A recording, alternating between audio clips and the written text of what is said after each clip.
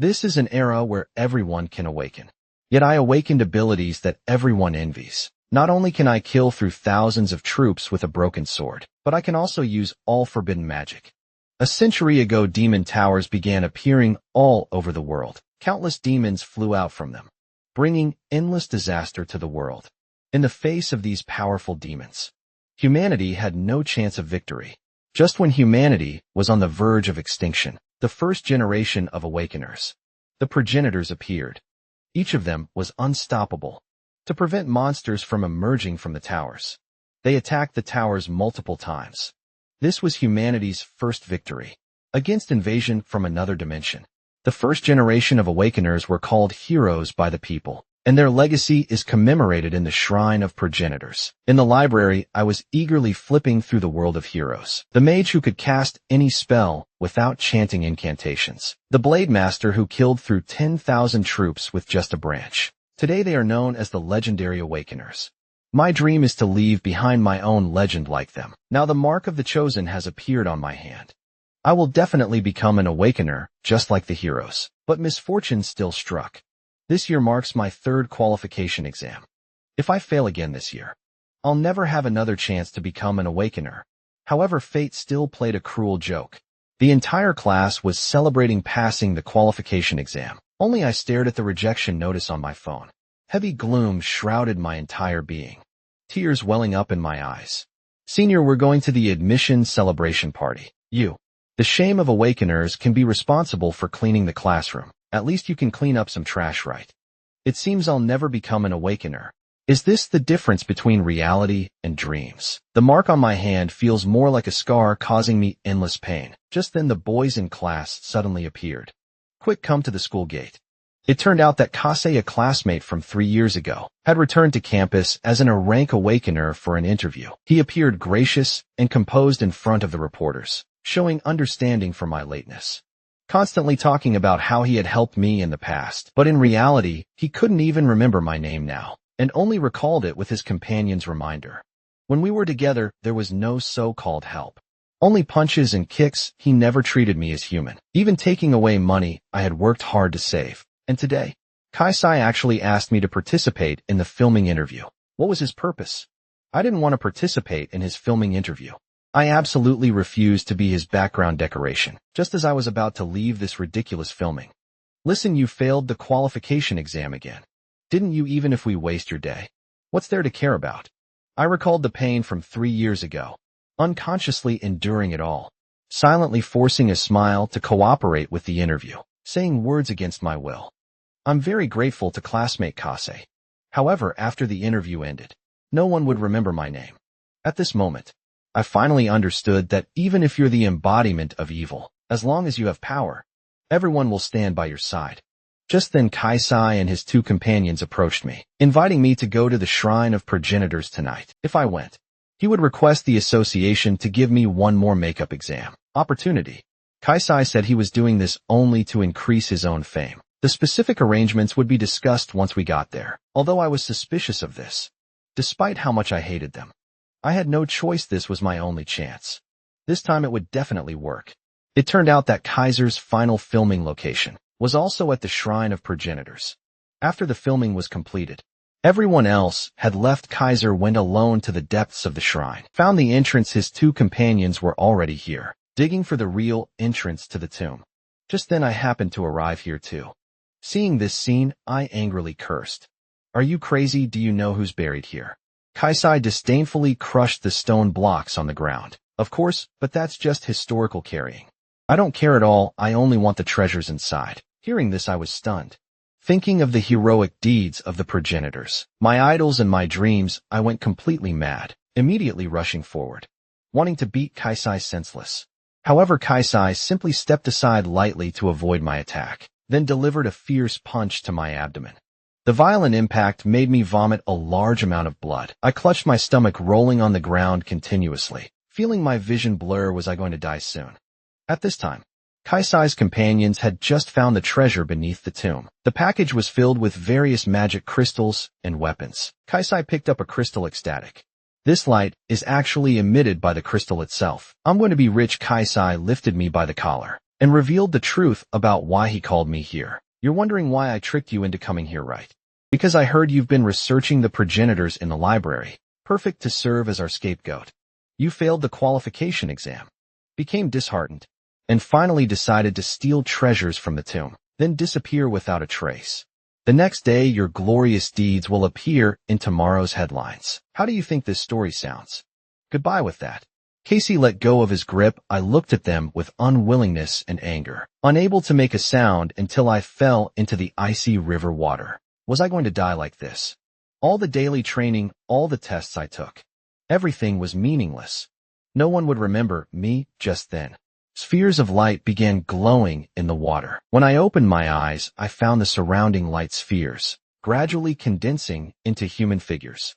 They were the heroic spirits of the progenitors, representing the pinnacle of various fields. At this moment, the mark on my hand emitted rays of light. They also noticed the mark on my hand. The mark of the void. It won't awaken any skills. But on the other hand, it might manifest any power you've never imagined. You can choose one of us and make a contract with them: archery, magic, swordsmanship, martial arts, whoever you choose. You will gain incredibly powerful strength from them. Although I wanted to become a rank awakener, respected by everyone like Kaiser, I wanted unparalleled power in this world. Power that could overwhelm everything. Enough to erase all the humiliation I had suffered. So I chose all of them. I want all of your power. Give me everything. Just when they thought this was impossible, the mark on my hand emitted dazzling light once again. The next second, all the heroic spirits were absorbed into the mark space. At this moment, Kaisai and the others outside were preparing to leave. Suddenly, huge water droplets erupted from the water, just as Kaisai and the others were puzzled. I floated slowly above their heads, my entire body glowing with blue light. Soon I landed in front of them. Looking at them coldly, they just thought I was like a cockroach, stubbornly crawling back up. I gently picked up a branch from the ground.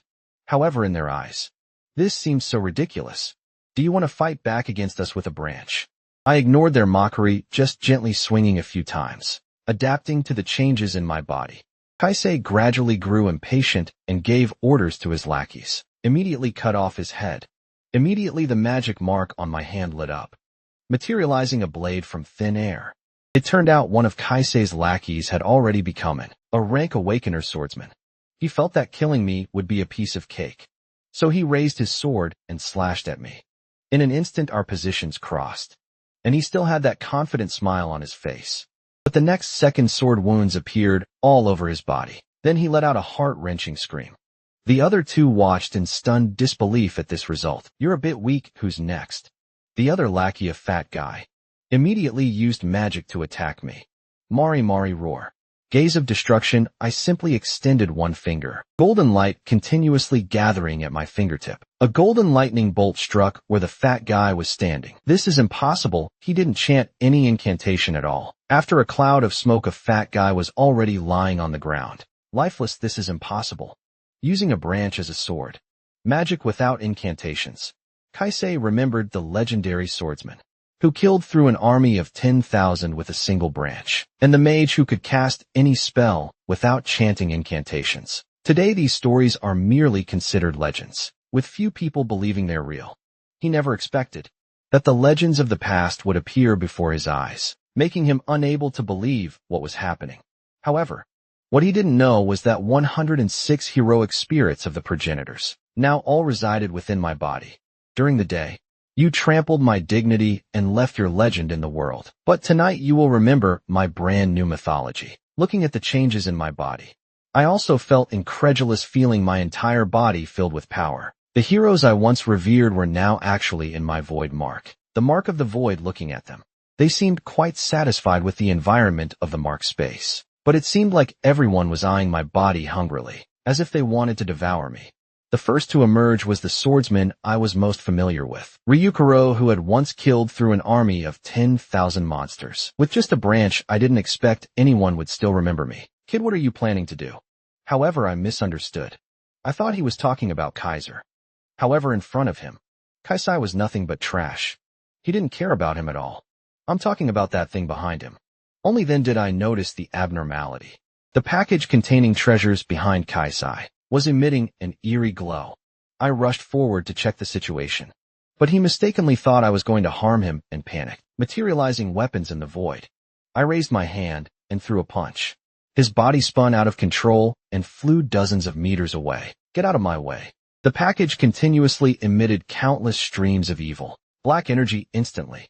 Enormous energy erupted from within, and an invisible pressure suddenly enveloped the surroundings. What is this thing? A huge monster appeared before my eyes, its entire body filled with evil aura, striking fear into people's hearts. Kaisai behind me trembled as he got up, looking at this scene in terror. A demon? Why is there a demon here? This is one of the bosses from the demon towers, sealed in the tomb by the progenitors. And now you've brought them out. Some demons survive through hiding in dormancy. This guy is called the Pest of Futility. A black sphere covered in eyes and countless tentacles. Danger level Super S rank. A walking disaster that continuously releases poisonous gas, capable of killing everyone within several kilometers. In my era, such demons were common. But for your generation, they're quite overwhelming. At this moment, Kaisai was trembling with fear. I can't die here saying this. He turned and ran. I quickly reminded him to stop, because this type of monster prioritizes moving targets. However, it was too late. All the monster's eyes turned toward Kaisai's direction. Suddenly a tentacle shot out. Heading straight for him, Kaiser quickly raised his sword to block, but it was useless with the sound of breaking sword. The tentacle pierced straight through his chest. Soon countless small tentacles spread throughout his body, continuously draining his life force. The next second, all the flesh and blood in his body was drained, leaving only a shriveled corpse. I'm sorry, I already warned you. Too bad you won't get to see my mythological legend. The scene changes at this moment. The city center suddenly exploded. A three-headed hellhound appeared out of nowhere, continuously destroying the urban area. Just then a man appeared in front of the three-headed hellhound. People around cheered upon seeing him. Great, it's the S-rank Awakener Kisaragi. The next second, the three-headed hellhound immediately attacked the man, but Kisaragi simply leaped lightly, swinging his fist forcefully toward the ground. The three-headed hellhound was eliminated with a single strike. Does anyone know where Kaiser is? Just as Kisaragi was about to contact him by phone, a terrifying pressure suddenly descended.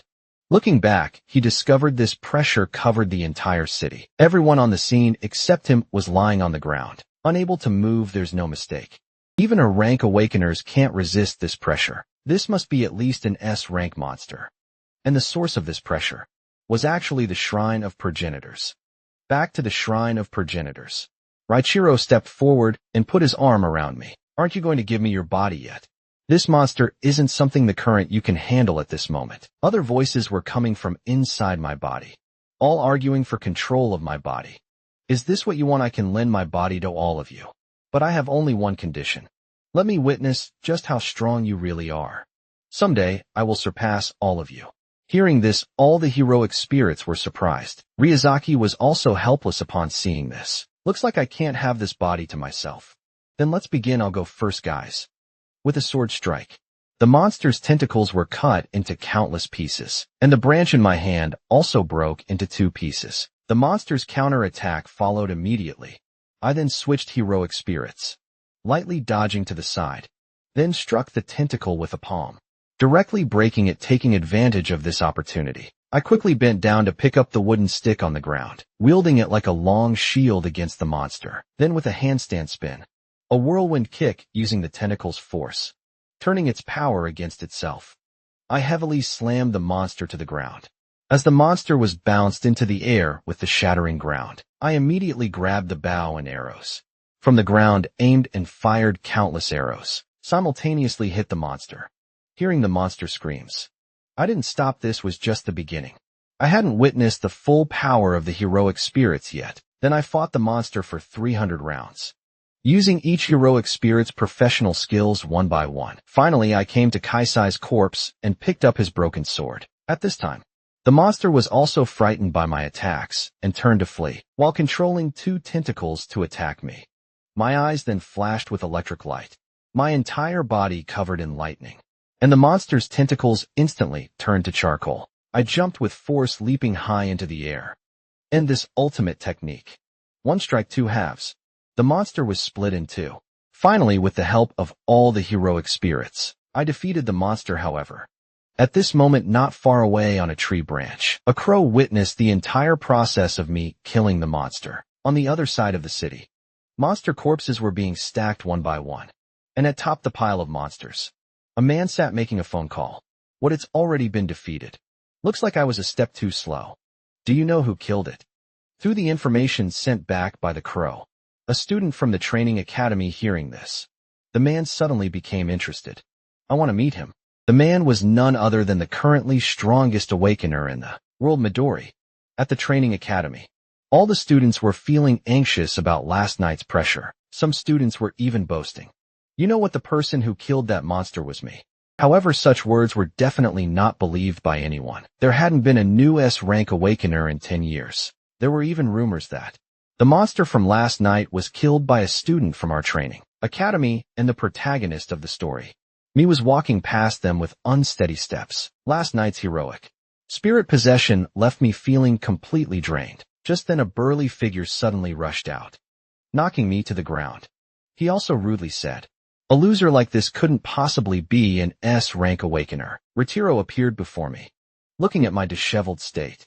He said, looking like this, "You still want to surpass us? Where did yesterday's arrogance go?" Then he surveyed the surroundings, sensing the aura of the entire academy, stating that the awakeners of this era have fallen to the level of ordinary people. If the demon towers appear again, this world will face destruction. Just then Raichiro sensed a powerful aura in the crowd. As he was pondering this, I received an urgent notice from the teacher, calling me to immediately go to the playground for a makeup exam. This surprised me. All the students hearing this news expressed curiosity. This was the first time they'd heard that awakener exams could have makeups. Everyone planned to watch me make a fool of myself. First test, 100-meter sprint. Average time, 3.6 seconds. Historical record, 2.7 seconds with the gunshot. I instantly reached the finish line. My time, 1.2 seconds. Breaking the historical record. The spectators were all stunned into silence. Second test, 3,000-meter run. Average time, 4 minutes 20 seconds. Historical record, 3 minutes 17 seconds. I easily ran it in 1 minute 17 seconds. Then came 120 seconds of push UPS. Average count, 215. Historical record, 418. My score, 840. Bench press, average weight, 400 kilograms. Historical record, 620 kilograms. My score, 1,280 kilograms. Seeing this, everyone's jaws dropped again before their eyes. I seemed like a completely different person. No longer the weakling who had failed exams for 3 years. What they didn't know was that I was also shocked by my own performance. Is this your power again? After Richiro's explanation, I learned that after last night's battle, my body had already undergone a complete transformation. At this moment in the principal's office, the world's strongest awakener, Midori, was looking at my information on a tablet. It was actually Midori's suggestion that gave me this makeup exam opportunity. The principal stood beside him, confused about this sudden makeup exam. Although his physical performance over the past 3 years has been decent, he's shown no signs of magical power at all. I think this is a waste of your time, awakener. However, Midori was full of confidence in me. At the mana measurement test site, students from the entire school came to watch. I came before the test fan, needing to use magical power to control the fan's rotation. Within 10 minutes, average score, 1,513 rotations. Historical record, 4,022 rotations for the past 3 years. No matter how hard I tried, I couldn't use magical power, let alone control the fan's rotation. But now I could feel it. It was all around me, continuously entering my body. And I seemed able to control the speed of mana, entering and leaving through my breathing. Then I gathered the mana in my palm and injected it. The fan slowly began to rotate. The fan moved as if it were my own limbs, completely under my control. As I continuously output mana, the fan spun faster and faster. The scoreboard was rapidly jumping. A powerful hurricane formed. The scene descended into chaos. The next second, the huge fan exploded.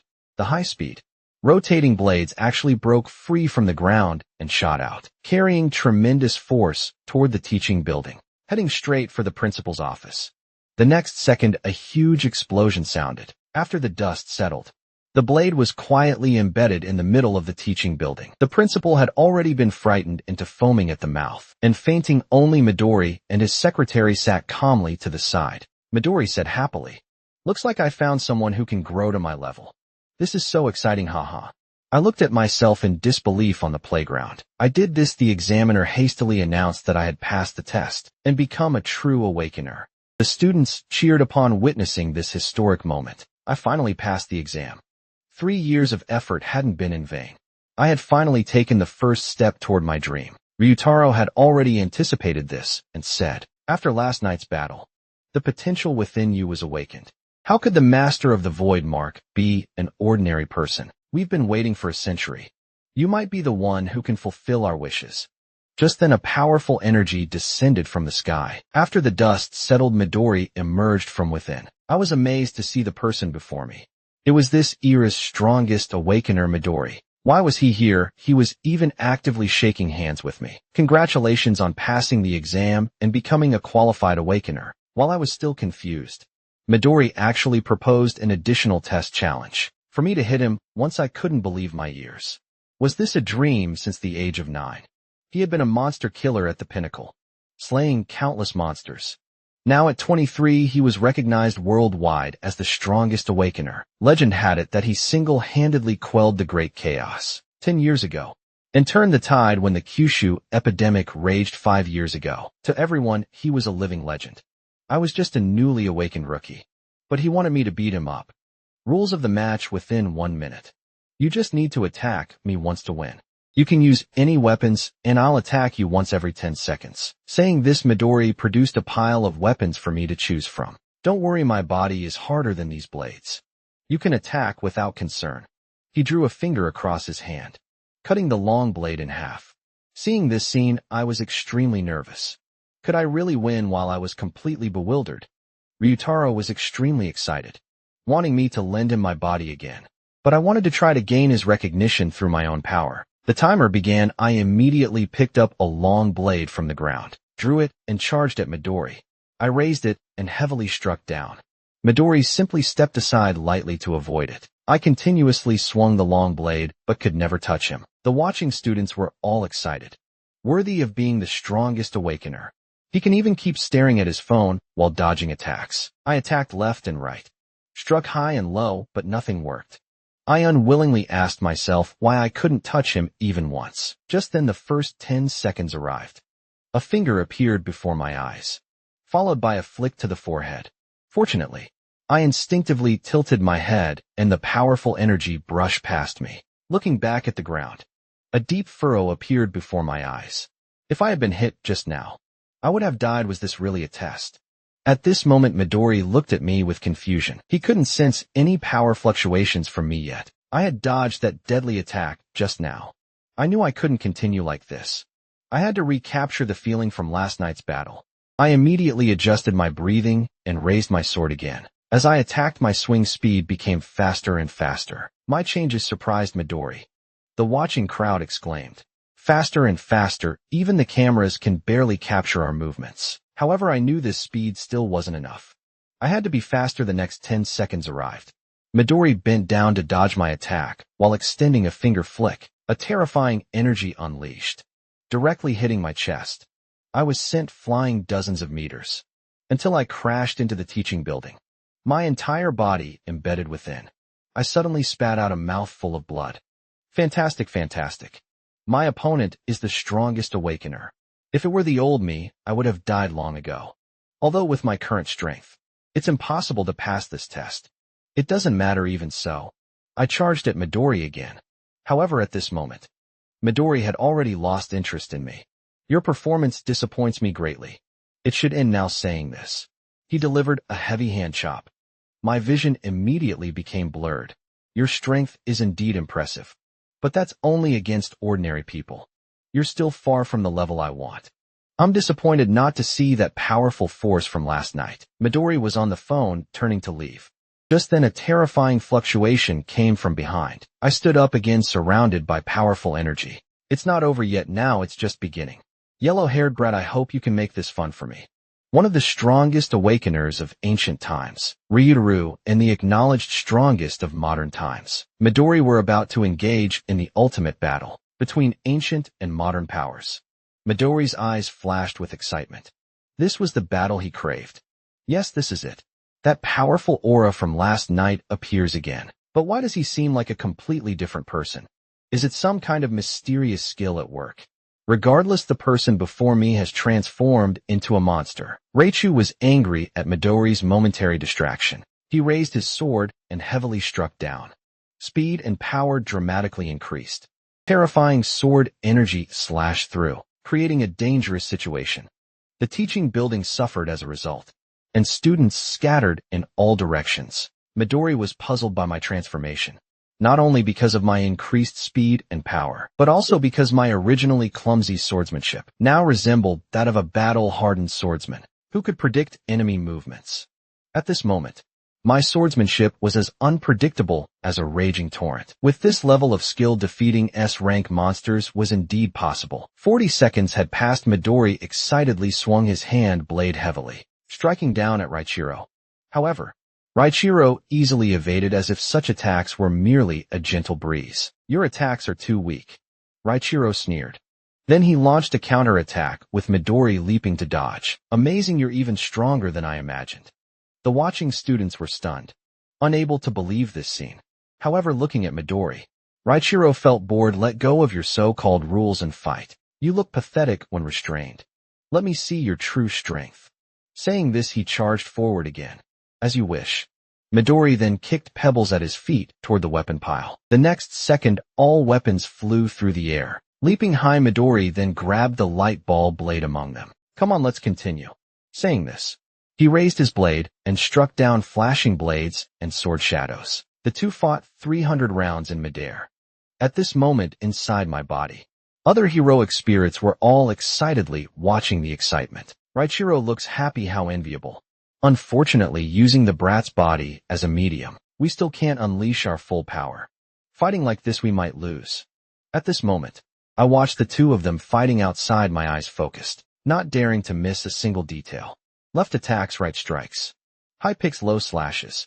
I worked hard to imitate Retro's movements. I wanted to become stronger at this moment. Outside, under their continuous collisions, both weapons shattered. Damn it. My body is getting a bit out of control.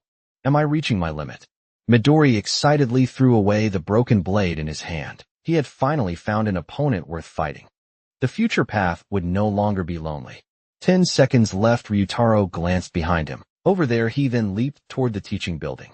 The burly man on the second floor looked confused, not knowing why someone was coming his way.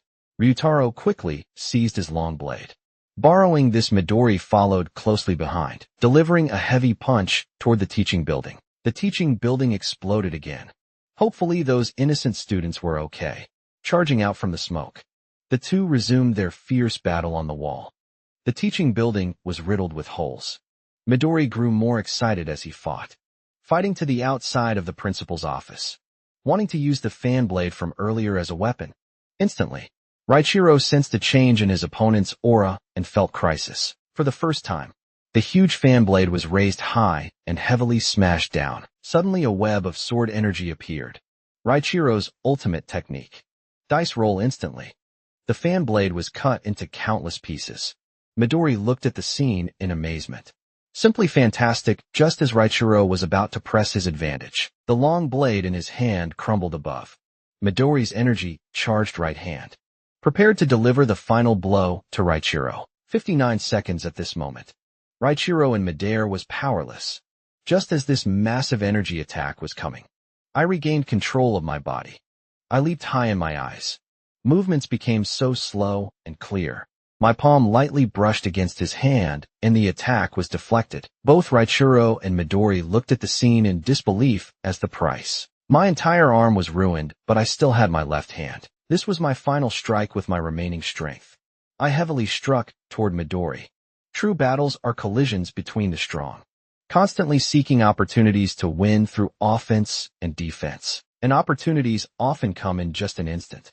In duels between the strong, there's usually not even a sliver of opening. Like a game of Go, airtight and impenetrable. But this kid actually grasped that moment. That tiny opportunity, even I couldn't see. For him, it might be the first step on the path to becoming strong. What just when I thought I had victory in my grasp? Something incredible happened. I saw Midori still maintaining his attacking stance with one hand, while his other hand managed to catch my thrown punch. In that instant, damn it. Just a little bit more, and it would have been over. But just when I completely gave up, Midori smiled slightly, holding my fist and gently bringing it toward his face. Haha, congratulations. You passed. I was stunned it could be done like this. After the shock, I collapsed from exhaustion. All the students in the school cheered at witnessing this historic moment. But some questioned how the eternal last place could actually hit the strongest Midori. When I woke up, I was surprised to find that it was Midori's companion, Rin, who was treating my injuries. You'd better not move yet. Your arm is badly injured. And also congratulations on passing the test. Hearing this, I sat up and surprise passed. Did I really hit Midori for getting so quickly? That's a bit harsh. Turns out Midori was right beside me smiling. You did indeed pass, however. Looking back, the one who could fight toe-to-toe with Midori was right. Hero, and only that final strike was mine. Yet it was still easily blocked by Midori. At this moment, Midori said, my final dodge was excellent. Am I being acknowledged, and what happens after passing this test? Didn't I tell you once you pass? I'll make you our companion. However, Rin beside us seemed dissatisfied with this outcome. Companion, I was completely confused at the moment. You didn't mention this before.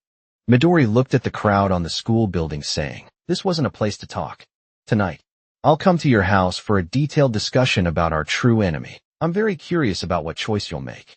Then that night, I lay on my bed thinking about Midori's words. Our true enemy since the Demon Tower appeared. Countless interdimensional monsters have flown out of it. Aren't our enemies those monsters? What else could there be besides them? While I was lost in thought, there was movement downstairs. Is it Midori? I immediately went downstairs to greet him. My heart skipped a beat. But what I saw was my mother collapsed on the floor. What on earth is happening? I rushed toward my mother in panic.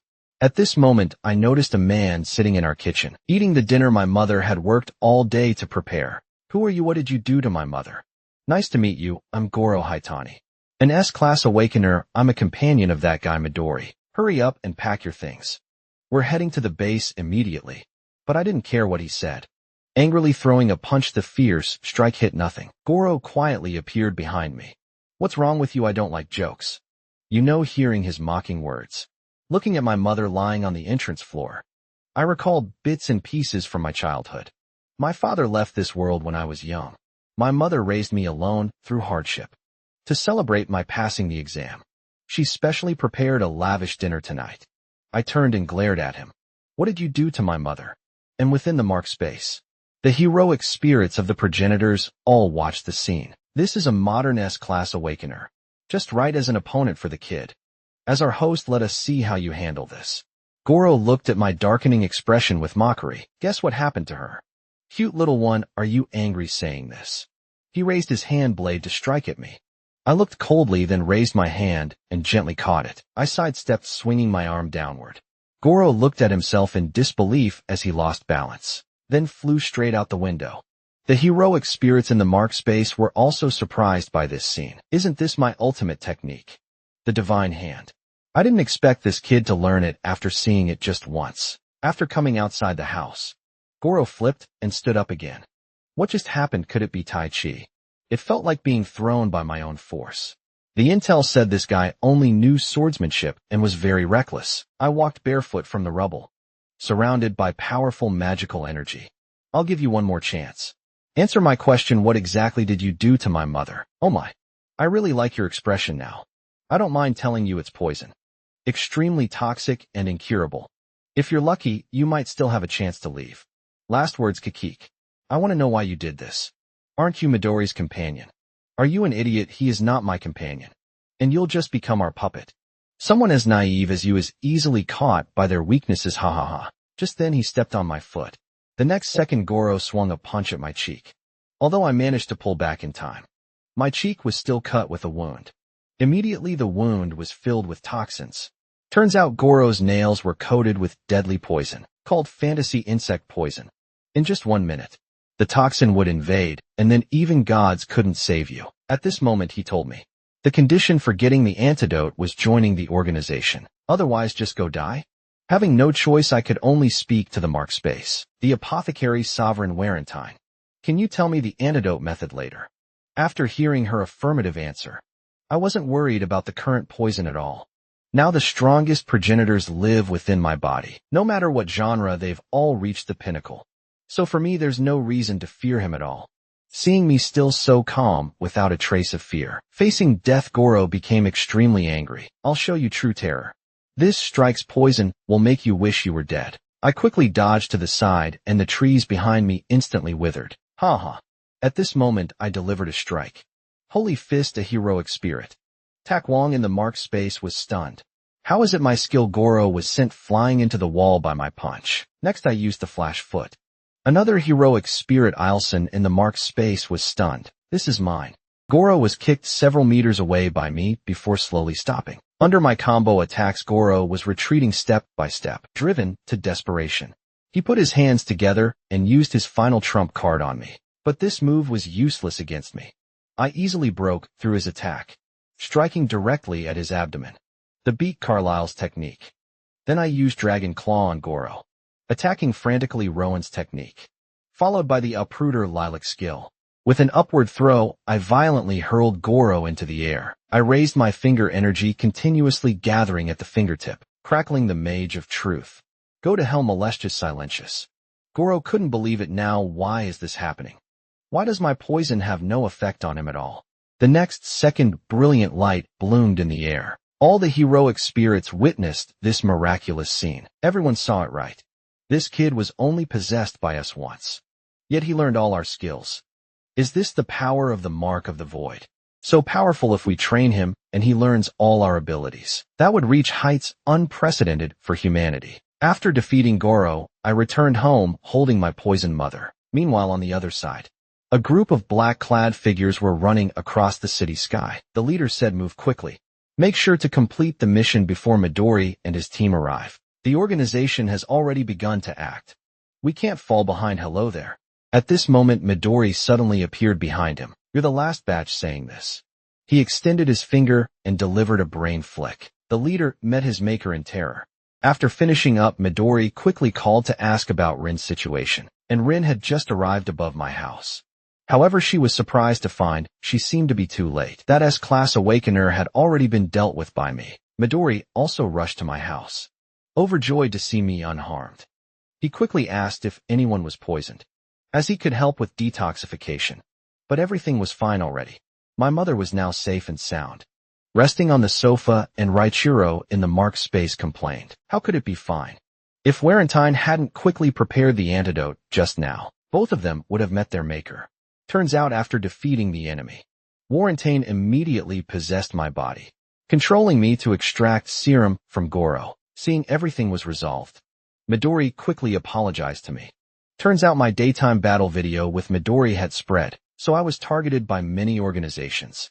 The reason Midori was late was because he was dealing with these organizational problems, and the S-Class Awakener on the ground wasn't Midori's companion at all, just someone trying to impersonate Midori's name to take me away. At this moment, Rin suddenly appeared, indicating the mission was complete.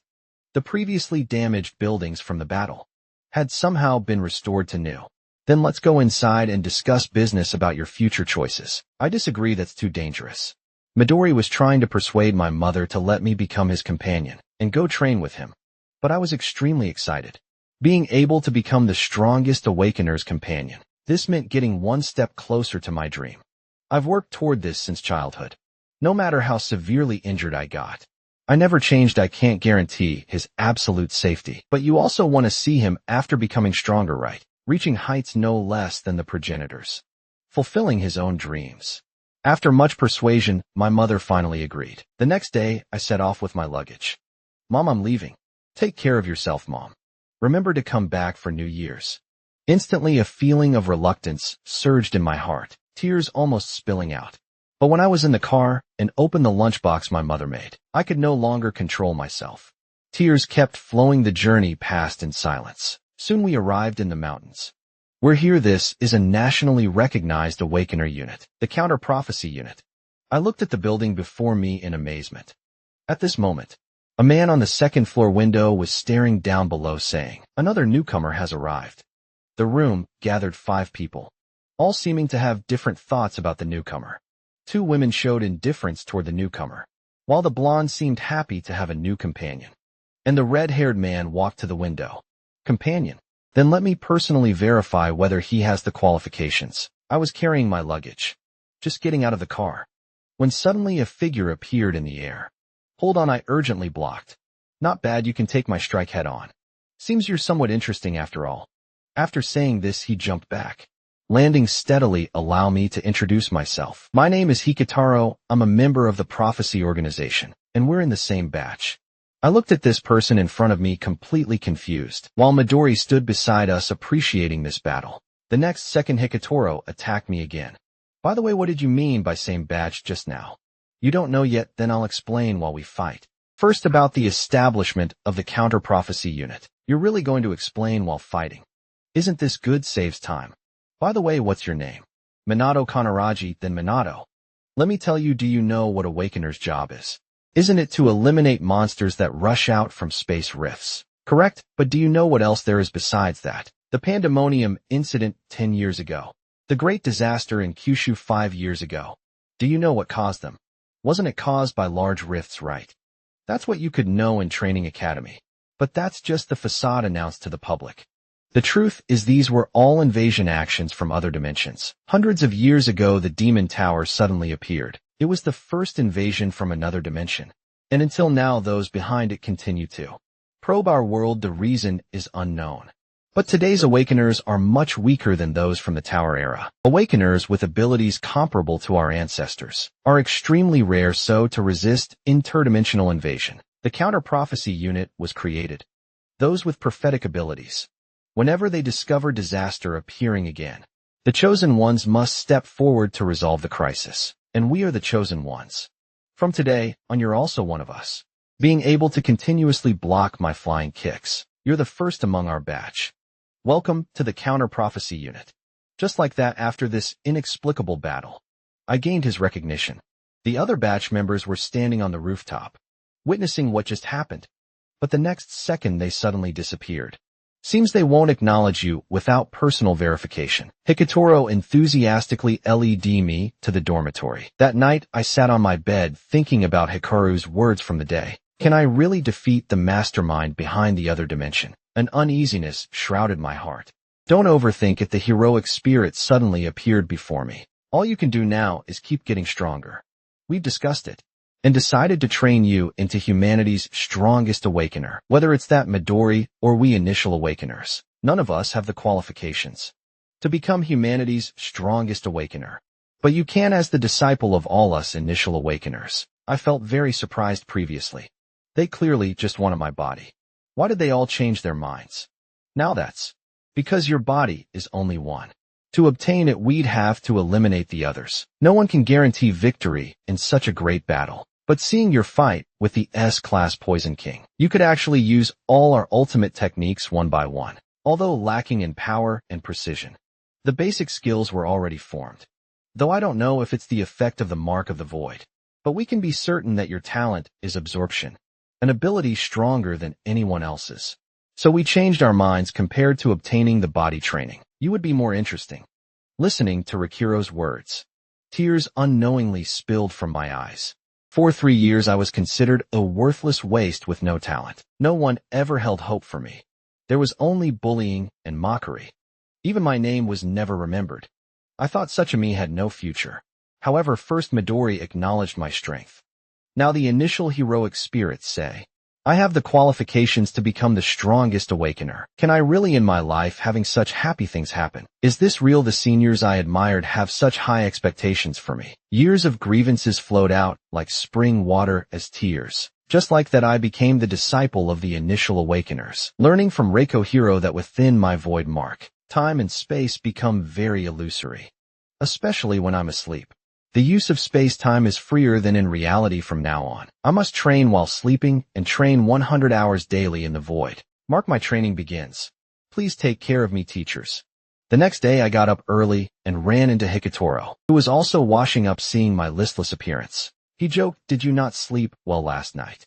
However, when he looked at me carefully, he was surprised to find my aura had changed today. Magical powers swirling around me. The next second Hikitoro flew a kick at me, but I just bent slightly and easily dodged. "I'm hungry, I'll go to the cafeteria first." Saying this, I left, leaving Hikitoro confused. His kick just now was faster than yesterday's, yet I dodged it even more easily. Arriving at the cafeteria, Hikitoro led me to sit across from a long-haired girl. When I could see her face clearly, I realized, isn't this one of those who were watching from the rooftop yesterday? She seemed very unfriendly toward me. Completely ignoring my self-introduction, "Newcomer, I don't plan to remember your name. If I acknowledge you naturally, I'll call your name now. I've received a prophecy mission. If you have the guts, follow me in the vast river of history." Humanity accidentally discovered an ancient prophecy tome, known as the Book of Doom. This is the earliest prophecy book humanity has found, though the handwriting appears immature. It details and record the major disasters the world will face over the next 80 years. Each prophecy, if it comes true, will bring destructive damage to the world. In 1945, when humanity ventured deep into Antarctica, 3,000 meters beneath the thick ice, this mysterious book saw daylight again. When explorer Bernard Russell opened the pages, the first line caught his eye. "Hello, Barnard. March 17, 1945, 11 a.m. sunny weather. Explorer Barnard discovers the Book of Doom." This discovery shocked the world. Humanity decided to believe in the prophecies within the book. The moon's far side, cosmic giant tree, aggressive pathogens. Each prophecy hangs like the sword of Damocles over humanity's head to prevent these disasters from occurring. Humanity established specialized counter-prophecy organizations to collect and analyze every clue. The disasters in the prophecies are divided into 4 levels. Level 3, destruction of one or more places. Level 2, large-scale disasters affecting one country or continent. Level 1, drastic changes affecting the global scope. Special level, confirmed to be able to destroy the world's great extinction, specifically referring to prophecies in the Book of Doom. Invited by the long-haired girl, Hikitoro and I joined this prophecy mission. The 3-person team quickly arrived at the destination. In the center of the street, a medium-scale space rift had opened. We 3 walked straight toward the space rift. Kisaragi saw us coming and quickly tried to stop us, saying, "It's dangerous here. Civilians, please leave immediately." Today's prophecy is level 3. The space rift is medium scale, estimated to be B class according to the prophecy in the level 3 book, The Anthology of Golden Poetry. The rift will keep getting bigger. The next second the rift really expanded much larger, and many a class werewolves walked out. Kisaragi immediately assumed battle stance, throwing a punch toward the monsters. However, there were too many, and the many awakeners present were still no match. Only Kisaragi remained struggling to hold them back, and from the space rift came even more terrifying auras. Just when Kisaragi was troubled by this, he saw us 3 walking toward the center of the battlefield. The long-haired girl gently raised her hand, Trismegistus. She touched the ground with her hand, Mercurius instantly piercing through several werewolves. Hikitoro also followed suit using slide, kicking one werewolf at a time.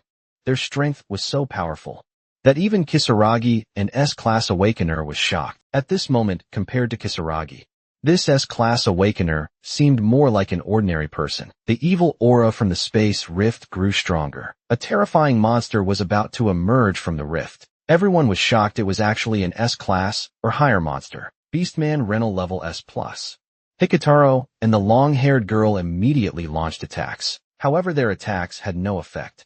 It seems ordinary physical attacks can hardly damage this monster. At the same time, the monster attacked in the long-haired girl's direction, just as she was about to condense mercury. For defense, I immediately stood in front of her using my palm to block the monster's charge. Then a powerful force emanated from my palm, penetrating into the monster's body, followed by a violent explosion. Everyone was dumbfounded seeing this scene. Defeating a Super S-Class monster with one strike. Hikitoro was also shocked. Sure enough, this morning wasn't an illusion. Minato became stronger in just one night. I felt the changes in my body. This is the result of last night's Holy Fist training, penetrating the outer defense to destroy from within. I looked happily at the girl behind me. "Now can you tell me your name?" She smiled Akane Shinomiya. Next we quickly cleared the monsters around the space rift. After finishing, the two of them skillfully stood at the rift. Minato were planning to go in. Kisaragi on the side, hearing this, was frightened. Inside the rift is another dimension. Please be rational, however. I didn't hesitate and ran straight toward the rift. As we three entered, Kisaragi was dumbfounded. For him, he simply didn't have the courage to step into a space rift. Could they be the legendary secret organization? We came to the space rift. Inside there were countless werewolves attacking us, and Akane was already skilled at fighting these werewolves. Just one strike of 10,000 arrows was enough to instantly kill them all. Hikitaro and I were relaxing and watching from behind. Just then a bear appeared in front of Akane. Hikitaro immediately stepped forward to help block. When the bear was about to attack him, he jumped up easily, toying with this clumsy bear, then delivered a series of leg kick combos. After a gorgeous combo, he didn't forget to strike a cool pose. I saw the opportunity, imitating Hikitaro's attack, giving the bear another identical combo. Teasing Hikato, "Is this how it's done?" Soon we dealt with a small fry along the way, and arrived at the deepest part of the rift space. Suddenly we felt tremendous pressure approaching. A massive figure descended from above, letting out an angry roar. Boss Blind Minotaur level S++. Akane fearlessly immediately launched an attack. Trismegistus. An alchemical magic circle appeared beneath the Minotaur's feet. El Dorado. Instantly, countless golden treasures flew out from it. Akane continuously consumed magical power, suppressing the Minotaur. Seeing this gorgeous output, Hikitaro immediately understood. Just about to step forward to deliver a fatal blow to the Minotaur. However, I in the back could see clearly Akane's attacks had no effect on the Minotaur. When they looked at me in confusion, the Minotaur moved. Seeing this scene, both couldn't believe it. The Minotaur stood before them completely unharmed. At this moment, the alchemist Killick appeared behind me. What a pity, such excellent talent. That girl at such a young age can achieve such heights in alchemy. It's just that the method is wrong. This boss has 100% physical resistance. Minato, lend me your body. Let me demonstrate real alchemy for that girl. Then Killick came to Akane's side, condensing a large amount of mercury. Mercurius. Instantly, the Minotaur's lower body was wrapped in mercury. Seeing this scene, Akane was amazed. How do you know alchemy, and what are you doing? Physical attacks are ineffective against that monster. Foolish one, your alchemy is still too young. Matter has 3 states. What can cause damage isn't necessarily just solid state. For example, boil. The Minotaur's body turned red, spitting out large amounts of scalding mercury from its mouth, accompanied by large amounts of steam blowing over. Just like that, a super boss was actually boiled to death. My first mission was completed so smoothly. The level 3 prophecy recorded in the Anthology of Golden Poetry was successfully prevented. This mission also came to a successful conclusion. Defeating the blind Minotaur achieved. My series of attacks left Akane feeling incredible. She also acknowledged my strength. Because of this, after leaving the space rift, we were about to return and submit our report, leaving everyone with a cool silhouette earning admiration. Soon we returned to the Counter Prophecy Organization headquarters. When we came to Research Room, Conference Room 3, opening the door, we were stunned discovering someone was already there. It was the red-haired guy from our batch, the one who stood in the middle initially. Since everyone's here, let's all listen together. Then Director Kurihara opened the footage sent by the analysis team. The footage showed only a red-hot burning object. This is actually a prophecy book. It was discovered in a burnt volcanic belt and had been shelved until now using X-ray and AI's latest technology. Part of the content has been deciphered, including a prophecy about our country. Hearing this, everyone was shocked, as it had been a long time since any new prophecies were discovered. Since all official members are out, I'd like to ask you 4 to help investigate. Detailed information has been sent to your emails. Please depart immediately. So we took on the special mission regarding this prophecy. Information and mission level unknown. The main task was just investigation. If any unexpected situations arise, please ensure your own safety, and must wait for official members to arrive before taking action. Since the destination was quite far, everyone basically fell asleep in the car. Only Akane held on, but finally couldn't resist the drowsiness from her body, and soon fell asleep. However, when she woke up again, she was the only one left in the car. Akane angrily ran down and scolded everyone. You people, why didn't you wake me up? When we arrived, look ahead. Only then did Akane react. Everyone's reaction was strange. She quickly looked forward. A giant magical circle formed by the character for demon was covering this area above. We're still too late. The prophecy has already occurred. According to the data description, the bones in these crystal pillars should be those 23 villagers. This prophecy is very similar to the old apartment disappearance incident in Wakayama Prefecture. 30 years ago, that prophecy almost opened an interdimensional passage just then. The purple crystal began to act strangely. While those two cowards were hesitating about what to do, the red-haired guy immediately stepped forward saying he would stop it. This completely ignored the director's warning. Suddenly, a powerful magical force erupted from behind them. That's right, it was me in front of genius. It seems you can't even speak without some strength. I think it's feasible. Let me stop this crisis. The other three didn't expect a newcomer like me to say such a thing. I hope you don't become a burden. Follow me. After saying this, the red-haired guy jumped down. Just like that, the newcomer team reached consensus and followed one after another, and in the marked space, the progenitors, seeing the outside situation, sighed. This aura so nostalgic, the scent of forbidden arts. The scene changed to under the beautiful moonlight. In front of a tombstone, a hand broke through the earth. An ancient man just wrote the character for demon with blood and revived himself in modern society. Legend says that long ago, there was an awakener who was the chief of sorcerers at the time. Shigema Bando, however, he massacred large numbers of civilians during peaceful times and was finally defeated by an awakener who was an onmyoji. During his escape, he came to a village and slaughtered the entire village. Although I failed, someday I will be revived again, rule this world, and become the demon king who devours all life. He used a magic circle carved with blood, sacrificing all life in the ritual array to resurrect into the present world.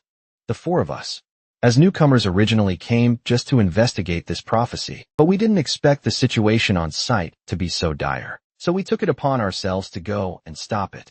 Boss Shajima Bando, level unknown. Shujima stood under the moonlight, getting familiar with his newly resurrected body. His power hasn't fully recovered yet.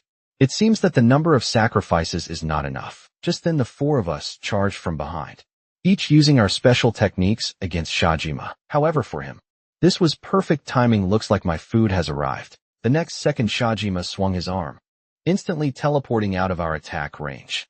At the same time, a magic circle appeared beneath our feet. We were instantly surrounded by a terrifying explosion wave. After the smoke cleared, fortunately, everyone was mostly unharmed. But I noticed something was wrong. I immediately warned the two in the air, watch out for the magic circle beneath your feet. But it was too late. Countless bloody hands were wrapping around them, making them unable to move.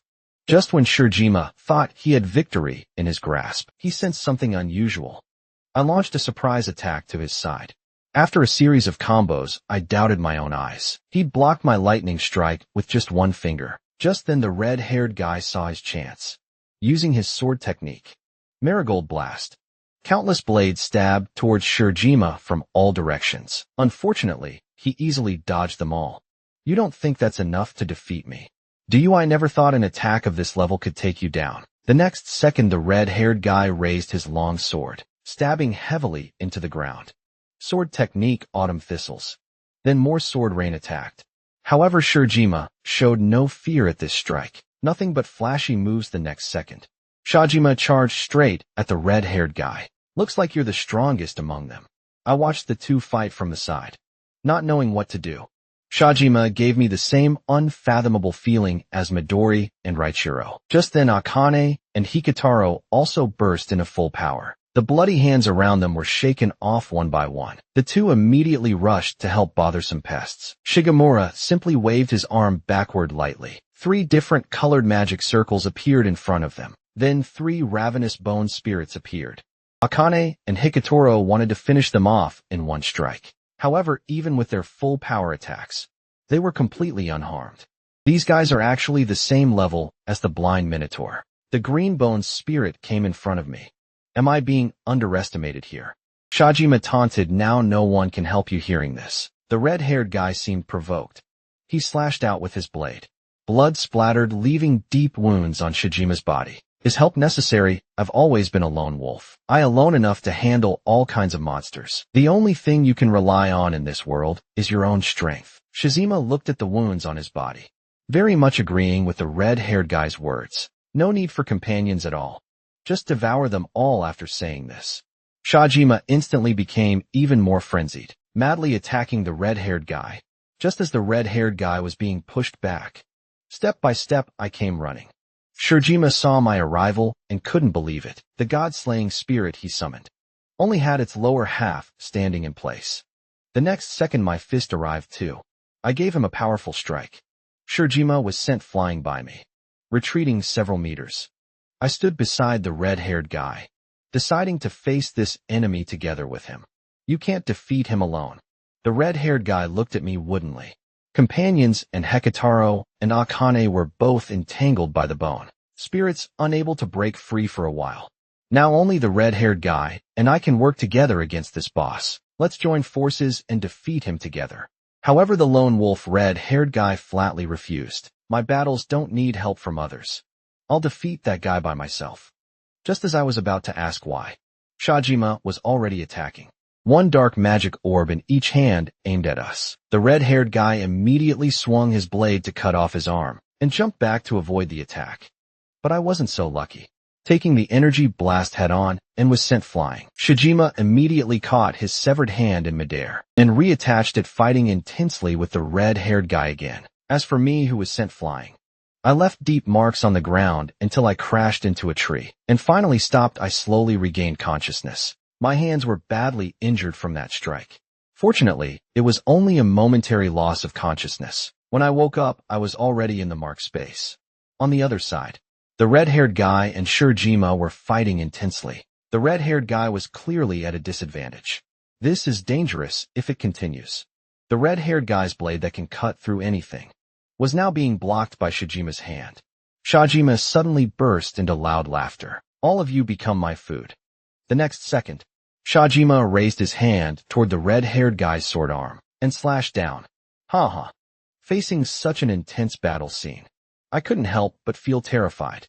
At this moment, Retro Molestias appeared.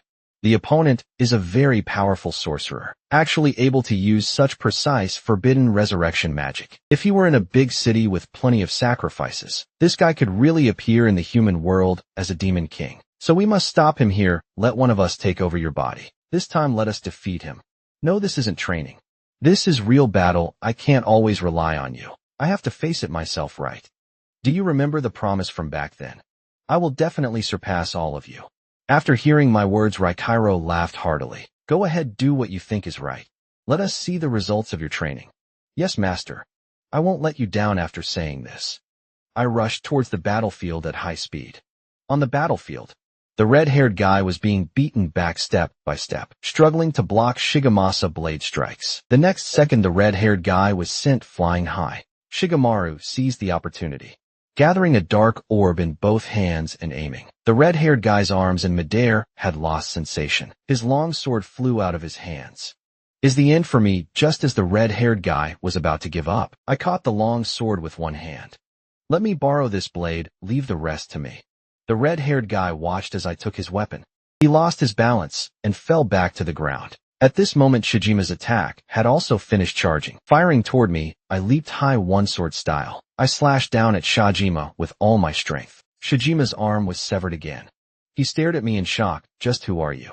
My name is Minato Kanagi, the man who will become the strongest awakened one. The two progenitors watched me from the side.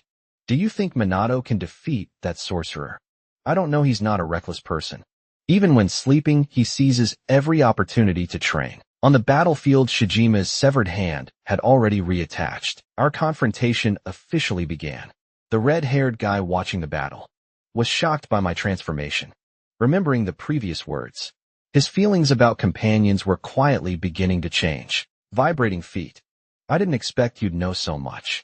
After an explosion, debris flew everywhere. I immediately used the skills I learned in the mark. Space foot technique mirror. Light reflection. I instantly appeared behind Shajima. Shajima was startled. I slashed at Shijima's head with a reverse strike, but unfortunately, he still dodged. Shajima only got a scratch on his cheek when I attacked again. I had missed my timing. My attack was deflected by his wave. The next second, a huge magic circle appeared beneath my feet. Violent magical energy blasted forth. I flew out of the smoke, immediately adjusting my stance. I believe that as long as I can flexibly use the skills my masters taught me in battle, I can definitely win. I leaped up and quickly rushed towards Shujima, fiercely slashing at Shujima. Shujima looked at the wounds on his hands in disbelief. Swordsmanship, martial arts, magic footwork, Shujima realized. Is there anything this brat can't do? Although none of them have reached mastery level, they're all used very skillfully, as if all skills have merged into one. The heroic spirits were all shocked watching this scene. Didn't expect the kid to grow so fast. But this alone isn't enough to defeat this sorcerer. Let's have some real fun. Forbidden spell. The next second, the entire area was engulfed in flames. Akane sensed danger from above while jumping away. A huge bone crashed down. Everyone looked up in surprise. A giant skeleton, flesh decay, suddenly appeared before them, and Shujima stood with hands clasped on top of the skull. We've had such fun, but this is where it ends. The next second, the giant skeleton's hand came down to slap me. The heroic spirit, seeing this scene, hurriedly called for me to run. Is it still not enough? The current me is still not strong enough, but I'm not willing to give up.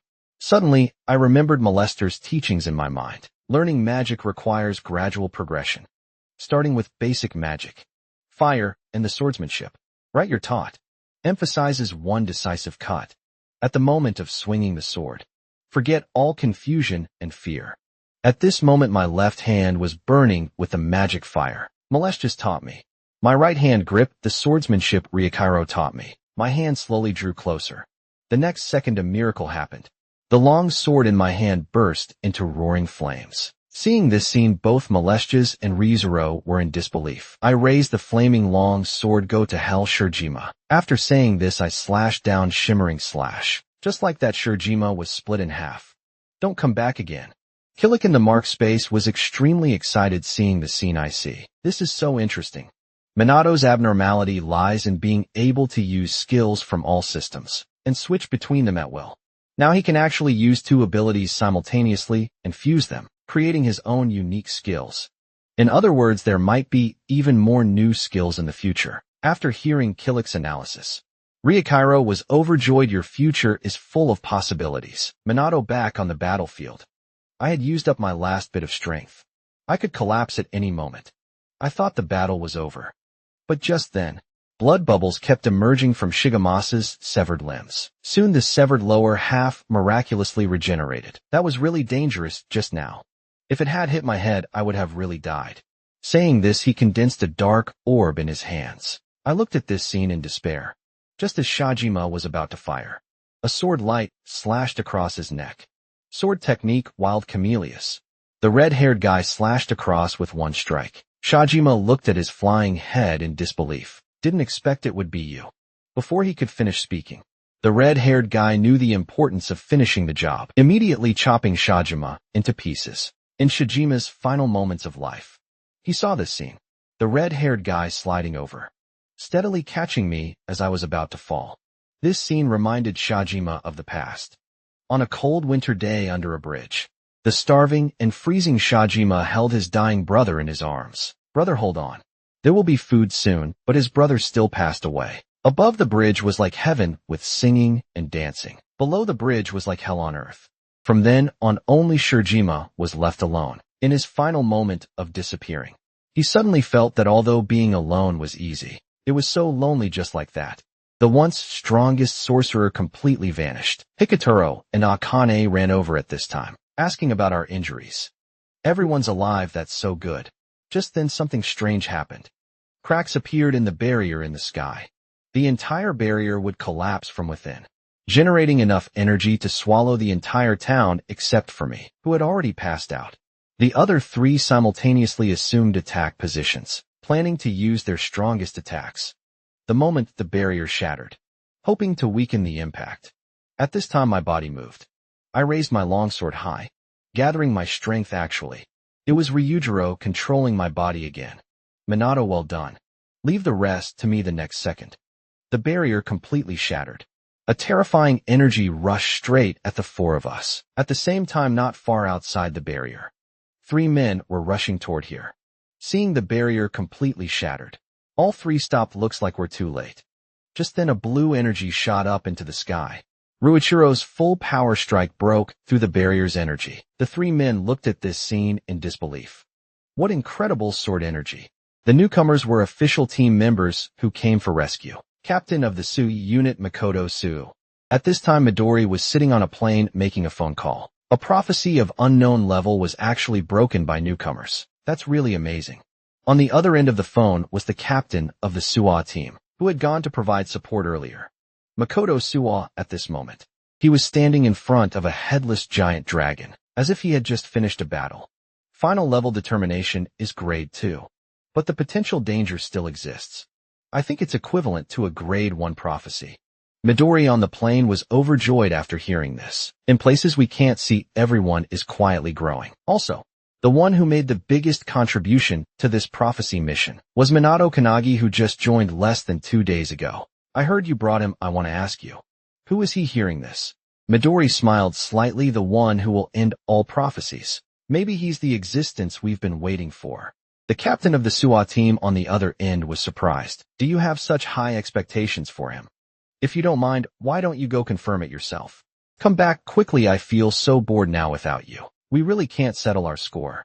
Midori burst into laughter after hearing this. However, at this moment, an untimely voice came through the headset. Target appeared. A huge figure appeared right in front of the plane. Emergency grade prophecy. When the sun goes dark. Boss spreader of deadly plague. X-tab.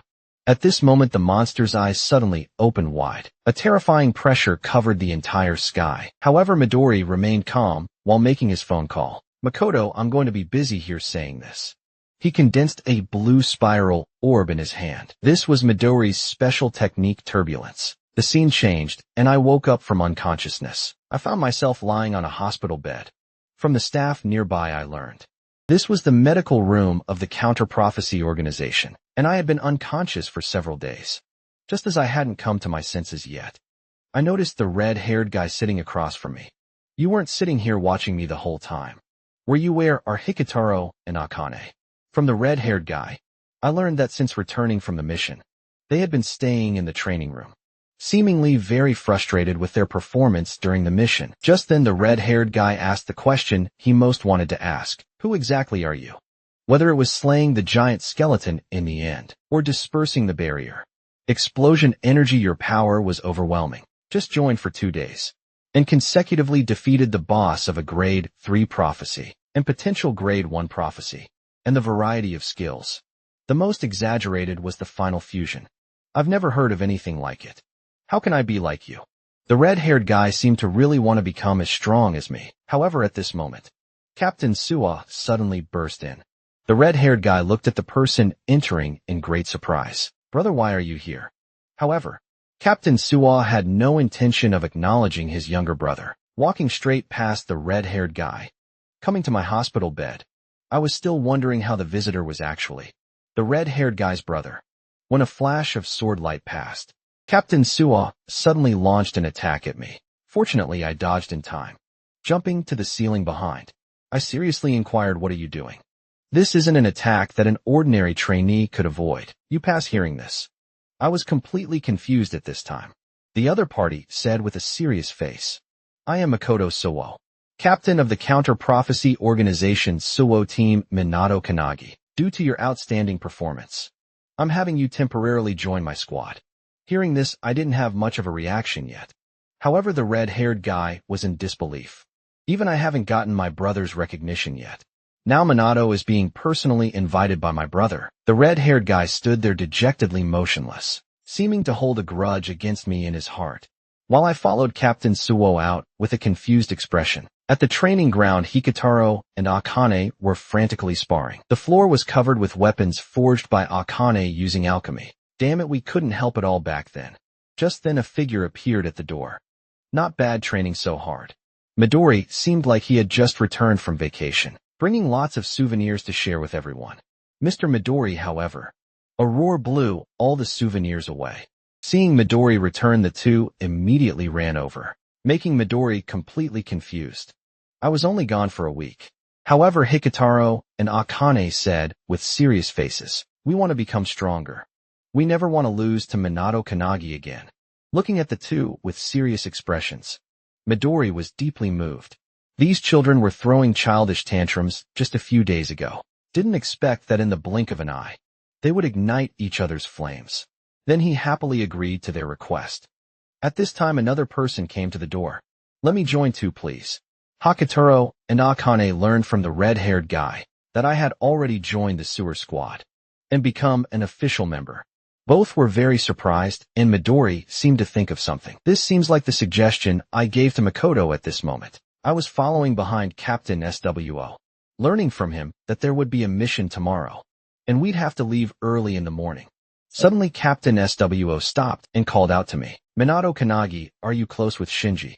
This question stumped me. We've only known each other for 2 days. Our relationship only improved a bit during the battle with Shirjima. I caught his sword, and he stayed by my bedside until I woke up. This should count as a good relationship, right? After hearing my answer, he only replied faintly, is that so? At the same time, in 2 different spaces, Shinji was thinking, brother doesn't care about me at all. I'm really worried about Shinji just now. He only glanced at me just now, because I couldn't bear to see the pain on Shinji. To make my brother notice me, I can only desperately become stronger, regardless of how strong or weak you are. I just hope you stay safe. Hearing Captain Sua's concern for Shinji, I couldn't help but sigh. You brothers have such a good relationship. And Captain Sua proudly responded, of course I'll defeat my brother someday. My younger brother is my most important family member. I was still thinking wishfully that they really had a good brotherly relationship. Within the Counter-Prophecy organization, there are several official combat teams, following the principle of elite minorities. They're fixed at minimum 7-person squads, competing with each other in direct combat, with the ultimate winner being crowned the strongest on the plane. Takaru of the Sua team was introducing me to the combat power of our team. Captain Sua accounts for 90%.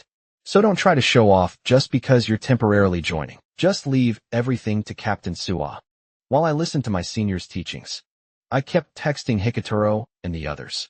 Takuru was furious seeing me like this, but he didn't know how important these messages were. On the other side, Akane and Shinji, who received the messages, were livid. Only Hikitaro remained relatively calm. Midori curiously leaned over. He saw the phone screen showing advice for getting stronger. Hikaru edition advice for getting stronger. Akane edition advice for getting stronger.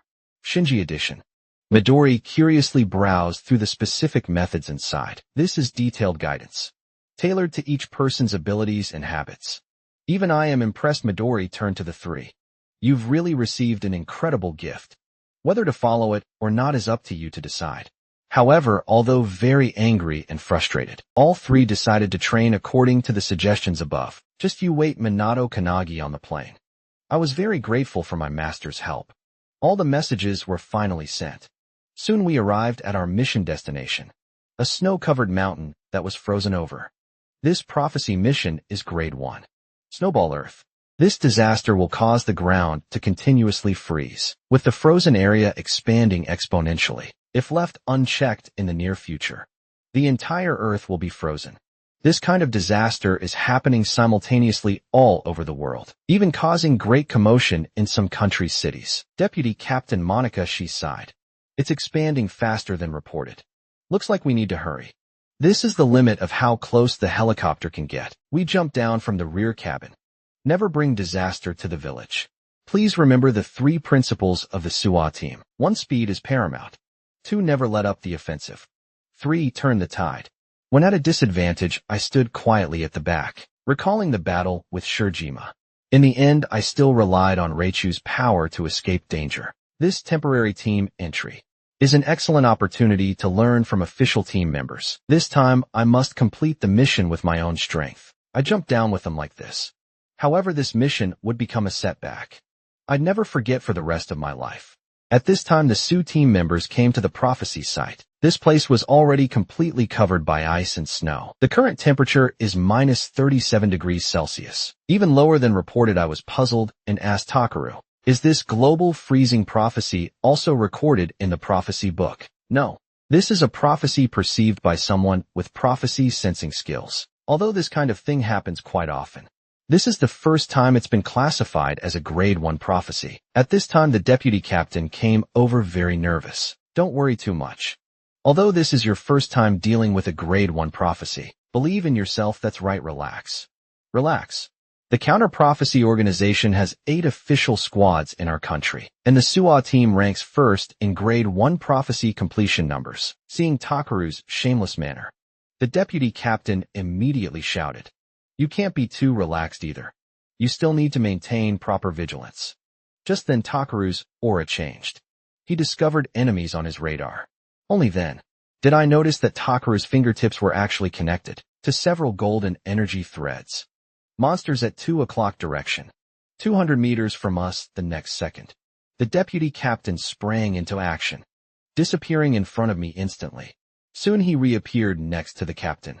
Large numbers of monsters found at a Karu's designated location. Estimated grade S plus approximately 30% in number. After hearing the deputy captain's intelligence, Captain Suwa immediately ordered all members sweep and clear. The next second, all other team members charged. I watched as both sides engaged in battle.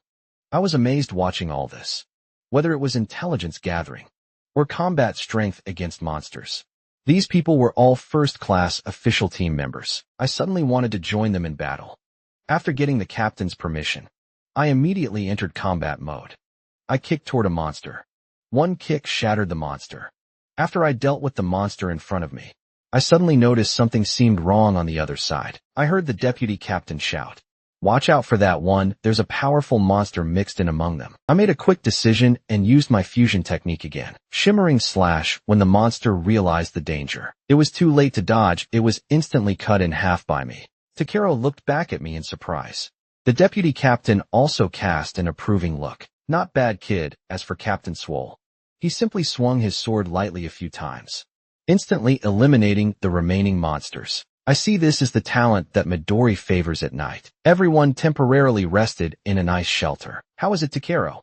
Did you find anything?" "Unfortunately, no boss traces found within at least a 10-kilometer radius. Looks like we can only spend the night here and continue searching tomorrow." At this moment, I was sitting alone by the campfire outside, wanting to take this opportunity to try and see if I could learn new fusion techniques. One hand wrapped in lightning power, the other hand condensing water elemental power. Combining the two, just then a voice came from behind. "You're really enthusiastic about training." This nearly scared me to death. The captain's arrival made me pause my training. We started chatting about everyday things. "This is my first time camping outdoors. It feels amazing. I'm the opposite of you. I really want to go home. I miss my cats. I feel uncomfortable all over if I don't pet cats." For a day, the captain's words shocked me. I never imagined such a powerful person like Captain Suwa would like soft cats. After mentioning cats, Captain Suwo seemed like a different person. He sat over with his phone, starting to introduce me to his cats. "Its name is Sushi. Every day it makes a mess of the house, and it's very sunder, often refusing to let me hold it. Just like Shinji, very cute, right? Being with it makes one feel relaxed and happy. If only I could get along with Shinji like this. Since I'm an only child, I don't really understand brotherly affection. Since he's your brother, why don't you just care more about him? Brothers need more contact to promote their relationship." You're right, such a simple principle. And I didn't even understand it. Just then the deputy captain found us. "Why are you two still here? You need to rest quickly. We have to get up early tomorrow to complete the mission." Just like that, we spent a peaceful night. However, at the same time, at the foot of the snowy mountain, a mysterious man was walking in the snow. He was spotted by security personnel patrolling nearby. "This mountain is very dangerous now. Going in now will get you killed. Are you an awakened one? Are you here to complete a mission?" The mysterious man simply responded indifferently. "Indeed, here to complete a mission. However, not to prevent the prophecy from happening, but to make the prophecy come true." The man was seen holding a blue prophecy book in his hands. Just like that, a mysterious awakened one entered the same mountain. This is a very important mission. At this time, I was receiving guidance from my master, Moljif, in the marked space. It's been almost 2 hours and the target still hasn't surfaced. At this moment, I was already covered in sweat. Eliminate distractions. Concentrate thinking of the strength of the SUA team members. Right now, I just want to become stronger. As the arrow shot out, hitting the target directly. Success. After a night of training, I finally hit it the next day. We prepared to continue searching for the boss. We must complete the mission today. Through Takeru's ability guidance, we quickly discovered large numbers of monsters. Although we all successfully dealt with them, there's always been an uneasy feeling. Just then Takeru discovered huge energy rapidly approaching. Very likely the boss the next second. A giant humanoid monster appeared before us. Boss Carmedes, the secret god. Grade unknown. The Su squad immediately sprang into action. Takeru used golden threads to bind the boss's arms together. The deputy captain struck the monster's ankle with a powerful slash. The other team members immediately unleashed their respective skills on the boss. However, after the bombardment, the boss remained completely unharmed. At that moment, I leaped high into the air and used my strongest fusion skill, Shimmering Slash.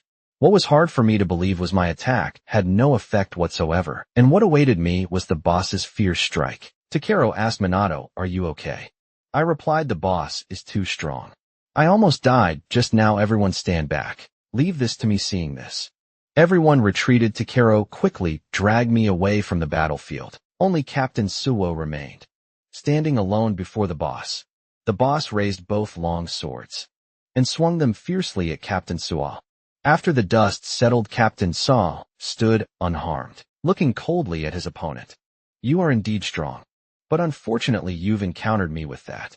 The boss took the initiative to attack, but was blocked by Captain Suo's raised sword. Then Captain Suo counterattacked, striking forcefully at the boss. After one strike, the boss's arms were completely severed. If possible, I hope my team members can gain experience from defeating bosses. Like you, Captain Sua immediately deployed a barrier. Captain Sua assumed his stance, flames soaring skyward instantly. The surroundings were covered in flames. Red light blast. Captain Su unleashed his full power. The flames rushed straight toward the boss.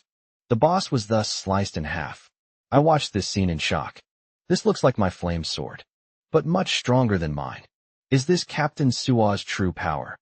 Unfortunately, this is where it ends. Captain Suo then delivered a finishing blow, cutting the boss in half at the waist. We cheered at this sight. We had won. However, the next second, the captain's arm disappeared.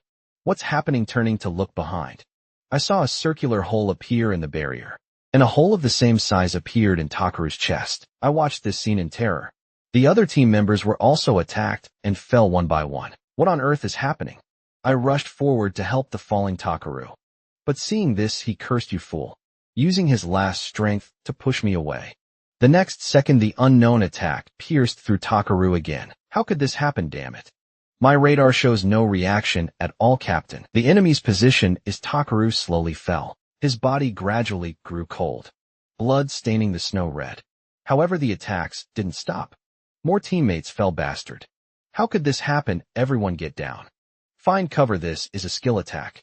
Looking at the cold corpses on the ground, Captain Su's face was grim. The pain of his severed hand was nothing compared to his current rage. Even the barrier couldn't defend against the attack. This must be the opponent's skill characteristic. Anything it touches gets eliminated. Moreover, judging by the attack direction, it should be in this position.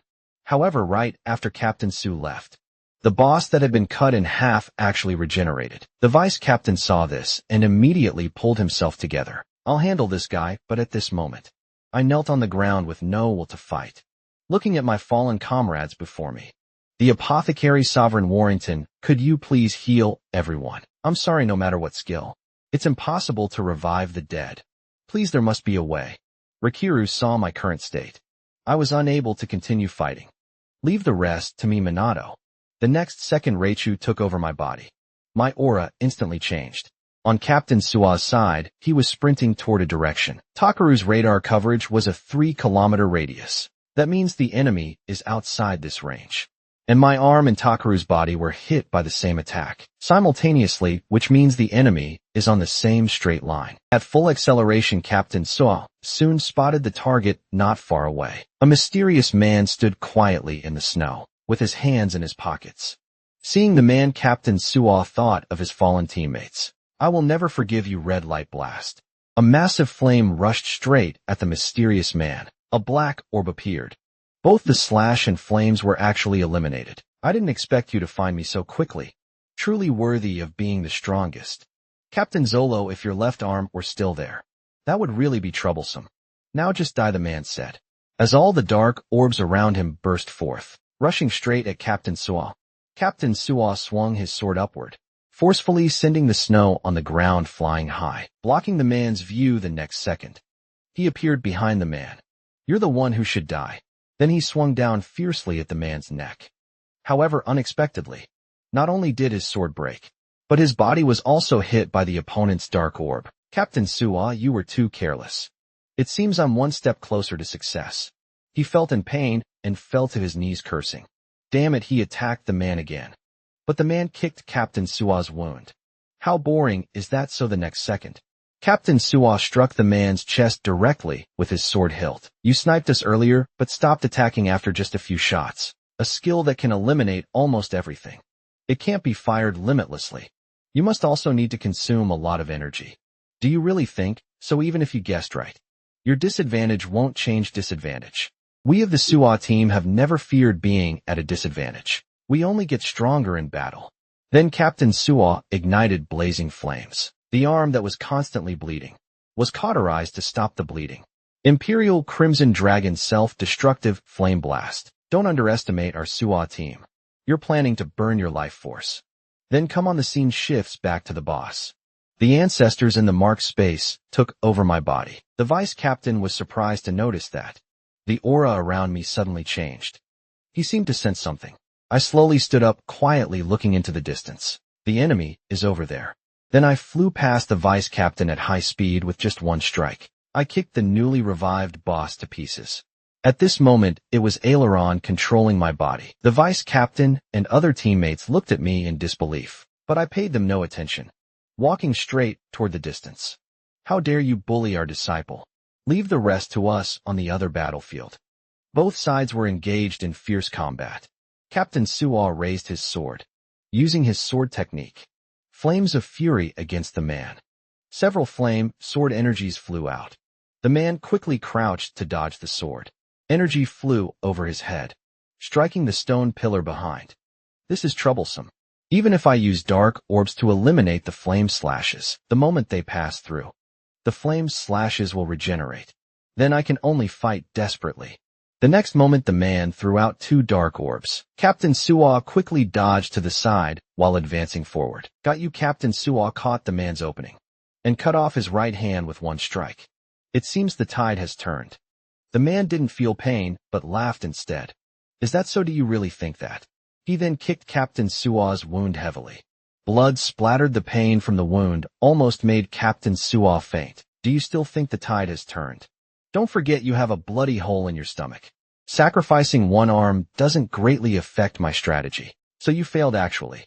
Your failure was destined from the beginning. The man then pulled out a prophecy book from his backpack. This book can prove it. Captain Suo was shocked to see the prophecy book. How do you have a prophecy book? If there's a prophecy defense organization that tries to stop and destroy the fulfillment of prophecies, then there will be a realization. Organization that wants prophecies to become reality. I'm one of the 12 disciples of the apocalypse. The Dimtulf come to personally realize the fulfillment of this prophecy. Captain Suo was puzzled. Why do you want to fulfill destructive prophecies?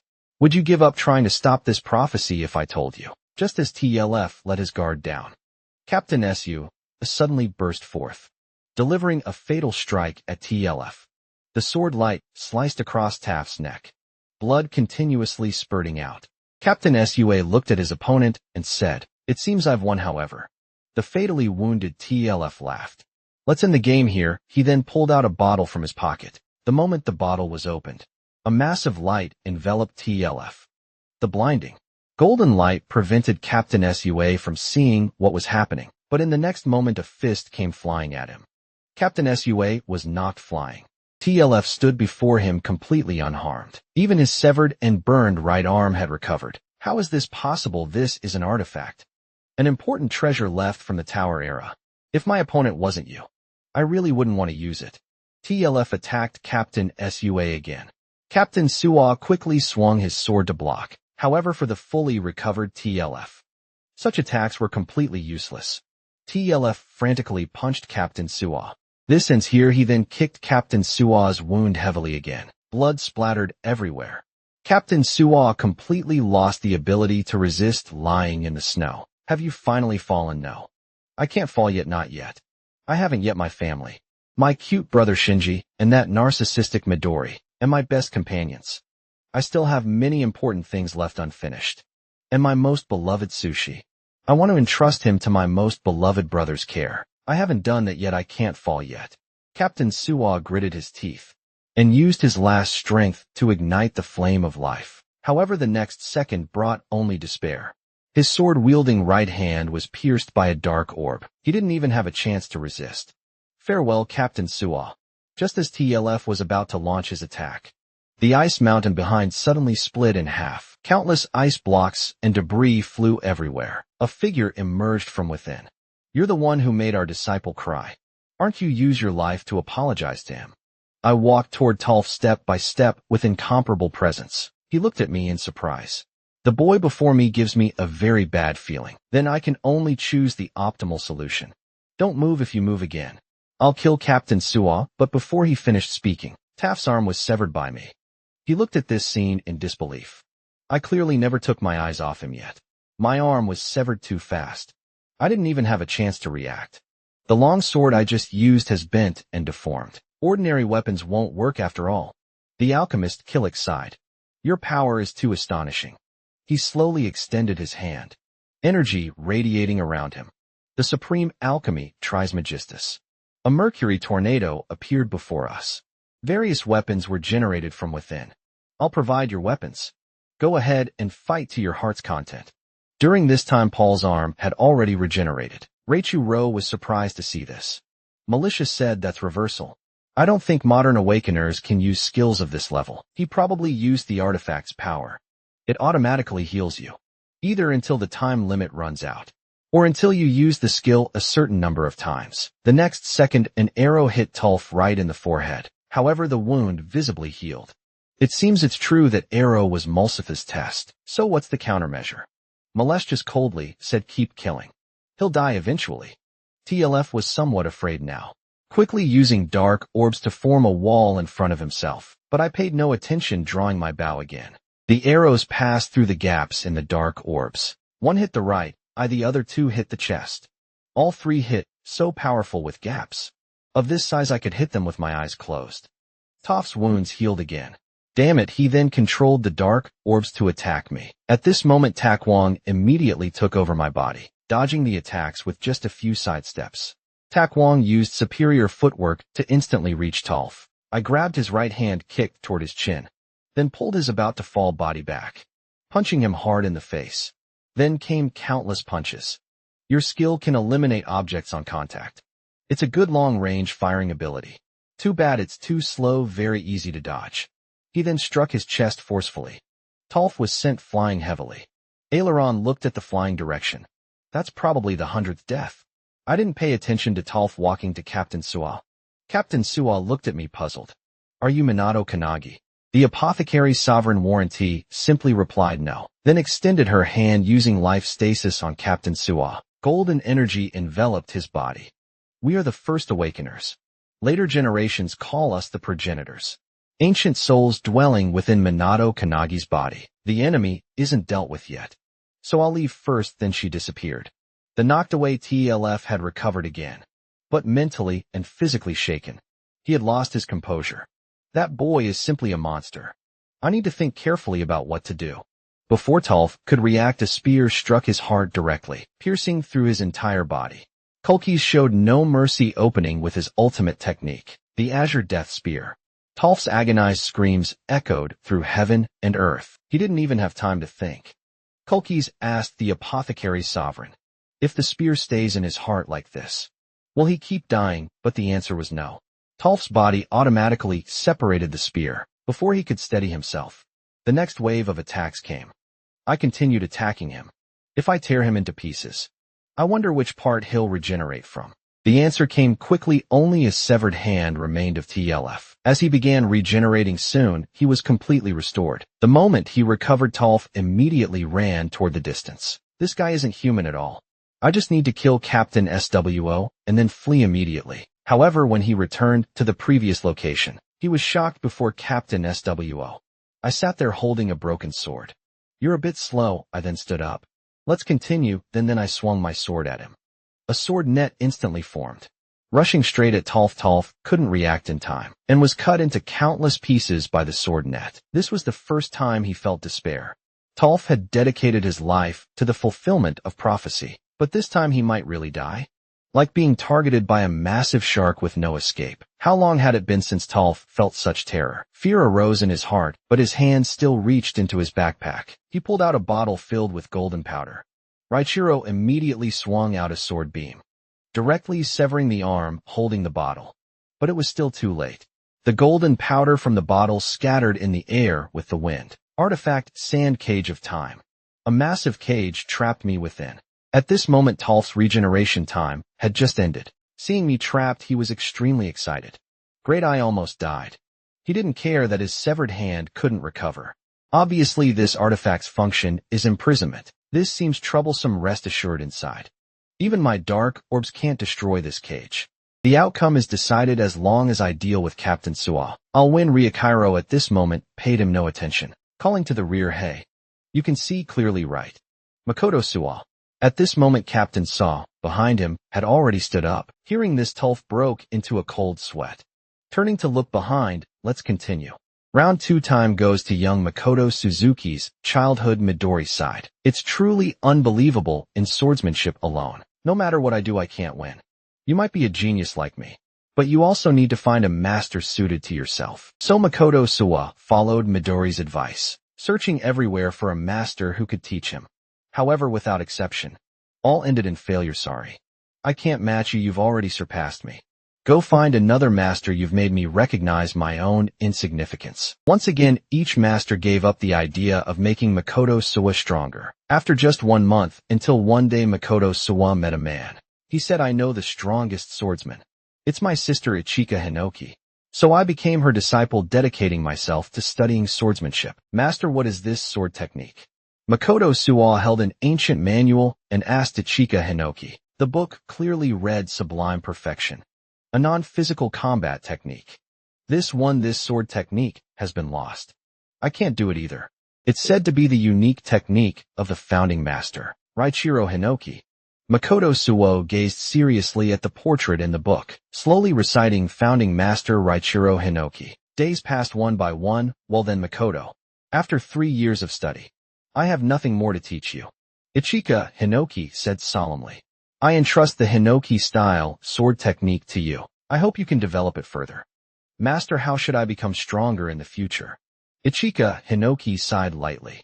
Makoto, you have excellent talent. Like a flower bud that has been tempered but not yet bloomed. You need to study other schools. Continue fighting. Most people wither before they can bloom in their lifetime. But I firmly believe your moment of blooming will come. And now the time has come. Seeing the moment when Raichiro Hinoki swung his sword, Makoto Suwa seemed to feel a wonderful sensation. Perhaps this happens only once in a lifetime. Makoto Suwa didn't want to miss this rare opportunity. Master, thank you. I finally understand what to do now is this moment. Captain Suwa raised his severed arms. As if invisible hands held an invisible sword. Red energy emanated from his entire body. I watched this scene with deep concern. At the same time, at the anti-prophecy headquarters training ground, Midori seemed to sense something. Quickly turning to look into the distance. The next second an explosion sound came. Midori had disappeared from the spot. Only a huge round hole remained in the wall. Toph looked at Captain Suwa with complete confusion, his bewilderment spreading. As a swordsman having lost both arms, what could he still do even so? A voice deep in his heart kept telling him that this strike would definitely be delivered. At this time Raichiro told me, Minato, watch carefully. The true blooming of a person's flower happens only in an instant. Some people bloom during their physical prime. Some when their martial skills reach their limit. Others when they gain truth. And for Captain Suwa, it's this moment. Watch closely, you must remember this forever. As I looked carefully, I was surprised to discover behind Captain Suwa, a flower bud faintly appeared. Important memories kept surfacing in his mind. Captain Suwa raised his arms. The next moment the flower of life bloomed. Hinoki style, sword technique. Non-physical combat technique. Sublime perfection, instantly tall was split in half. Even the dark orb's defense was useless. What on earth is happening? The next second Tolf died completely. He won, but this strike also exhausted all of Captain Sua's life force. He then lost consciousness and fell. The sky feels so oppressive. Is this heaven in the last moment of his life? Having reached the highest realm of swordsmanship, Makoto Suo was also satisfied. Captain Suo closed his eyes, thinking of his family. That annoying Midori and the companions he'd walked with, simply constantly growing stronger. He'd finally reached the end. I'm sorry, my dear brother Shinji. Please forgive your brother. I must go at this moment. A figure approached. I didn't expect it would be you. I came before Captain Suo, smiling as I extended my right hand. Captain Suo's initial confusion turned into an understanding smile. So that's how it is. Death is not the end. I'll leave everything to you from now on. As the artifact cage shattered, I frantically rushed toward Captain Suo. Captain Suo, I shouted. But at this moment I had exhausted all my strength, falling straight into the snow. Tears forming in my eyes just as Captain Suo was about to fall. A ray of light cut through the sky. Midori was flying rapidly toward us, anxiously shouting Makoto. He quickly descended and supported Captain Suo. Midori looked at Makoto in disbelief. I'm sorry I'm too late. Makoto Suo, aged 23, died in battle against Tolf. This was Makoto's final moment in life. Brother Sushi is so cute, let me hold him too. Makoto gently replied, sure. This is a sad story, no one could accept this outcome. The scene shifts to Midori's memory. In the training ground, Makoto Su was practicing with his sword. Midori approached Makoto. How did you become captain? Makoto Su turned to look at Midori questioningly. What's wrong in the anti-prophecy organization? Your strength is second only to mine. When serious, you're unstoppable. Wouldn't it be better to fight alone? I'm not like you going so far. Going so far, yet only being alone. I like the days with my companions when they're injured and fall, giving them help and emotional support, making them feel every time they see me that our meeting is a kind of happiness. Captain Kazushiro passed the second-level swordsmanship exam. Kazushiro said happily, now I can be useful too. I'm so happy, so I immediately came to report to the captain, pulling back from memory to reality. Before coming here, I saw your companions. 2 people survived. Rest in peace. You fulfilled your responsibilities and duties as captain. At this moment, Midori was already in tears. His old friend died in his arms. Even though I'm already the strongest awakener, what does that matter? I can't save anything at this moment. I still lay quietly in the snow. While in the marked space, I knelt alone in a corner. The progenitors watched from afar. No one came to disturb. It's getting so dark here. That's natural because this space reflects Minato's current mood. All the progenitors understood. Whether companions, family, or the departure of disciples, they had all experienced it. Watching comrades who fought side by side die one by one, their hearts were broken. Most people encountering such things would bury their hearts deep and never recover. Should I not fight? My heart feels like it's about to tear apart. Master Reichiro, if I had left everything to you from the beginning, maybe no one would have died as a vessel. Should I just train my body and leave all fighting to you? But at that moment, the instant I shook hands with Captain SWO, my hand was as hot as flames. I looked up at Reichiro. Suddenly, I understood Captain SWO trusted me. So he finally handed it all over to me. He trusted me. I don't want to betray this trust. At this moment, I had unprecedented determination. I will surpass the progenitor someday. This is no joke, even if it's just a minute or second faster. I must quickly surpass everyone. The next moment, golden light appeared in the pitch-black night sky. As the light continued to expand, a massive energy poured down from within, enveloping everyone instantly. The surrounding darkness was dispelled. I raised my fist and swore no one will die again from now on. At this time, a helicopter flew from the distance. Below were our grim-faced selves. Although this prophecy was successfully prevented, the cost was too great. Everyone's faces were filled with sadness. Finally, someone just said, "Let's go home, Mr. Midori. Everyone has been contained, ready to depart at any time." At this moment, Midori's face was grim. He picked up his phone and said, "You go ahead, I'll return alone." Thus Midori made his phone call. Watching the helicopter depart, "Rin, I have some bad news." Makoto is dead. The enemy is the 12 disciples of the apocalypse. Quickly investigate their locations. I'm going on a killing spree. Then Midori disappeared. He didn't even attend Captain Sua's funeral. This incident left deep scars on everyone, especially the captain's brother, Shinji Suwa.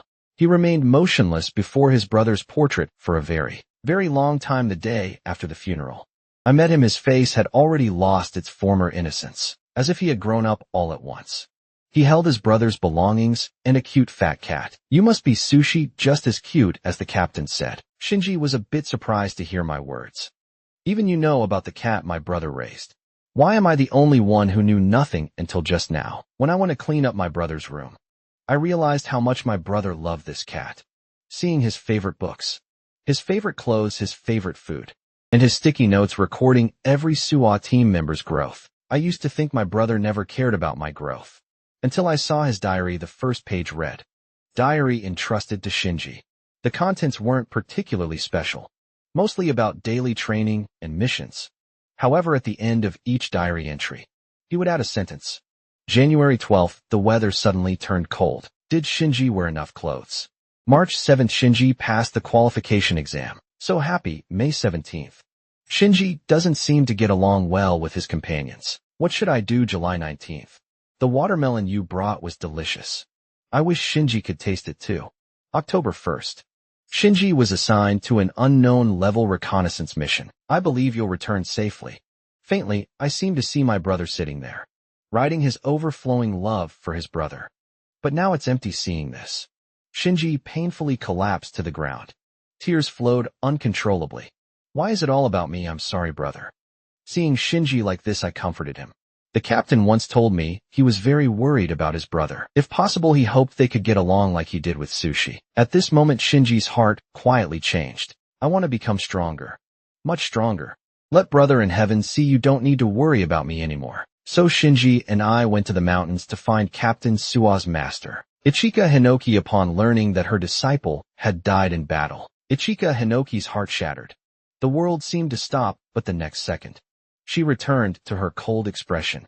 We hoped to train here for a while, and so we stayed. A month later, two familiar figures were constantly fighting in a river. Shinji suddenly closed in, raising his fist to strike me fiercely. But I blocked them all. I seized the opportunity, continuously gathering power in my right hand, then struck Shinji heavily. Unexpectedly, this strike was actually taken head-on. Only the massive splash behind him showed the power of this strike. While I was still surprised by his strong defense, Shinji's attack came fortunately.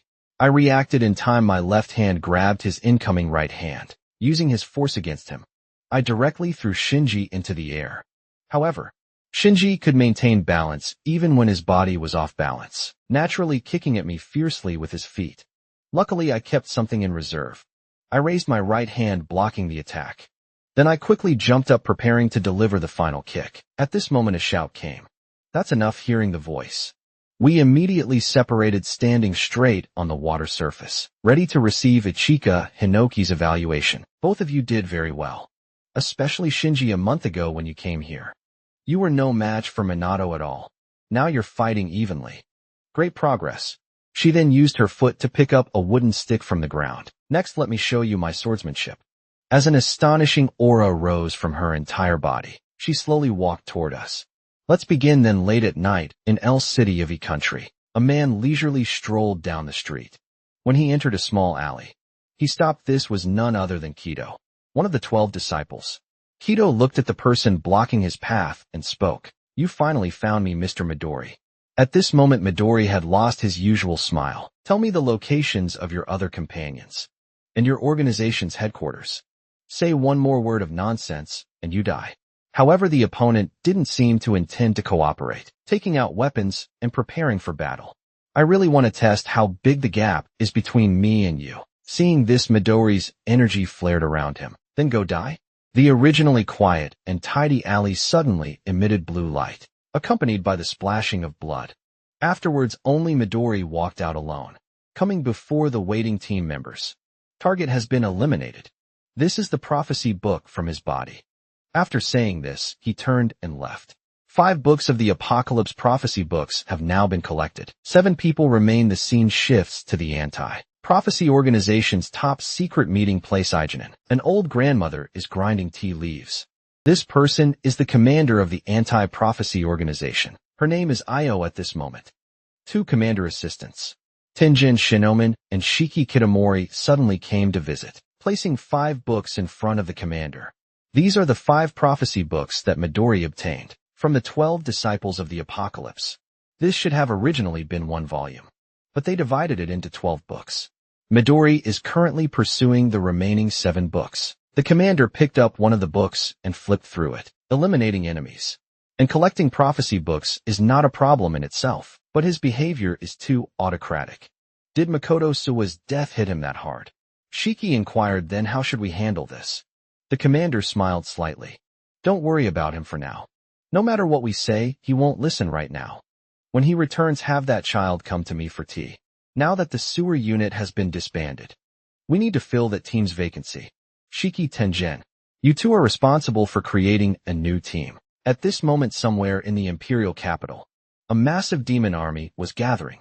Grade 2 prophecy dissenters bossed the Daybreak Infidels. The team responding to this prophecy was the Hibiki unit. However, the Hibiki unit members seemed to be struggling against these demons. There are too many, and each one is harder to deal with than the last. At this moment, Captain Hibiki also recognized this problem, saying to the temporary team member behind her, "Can you handle this?" This person was the long-absent Akane. "No problem, let me try."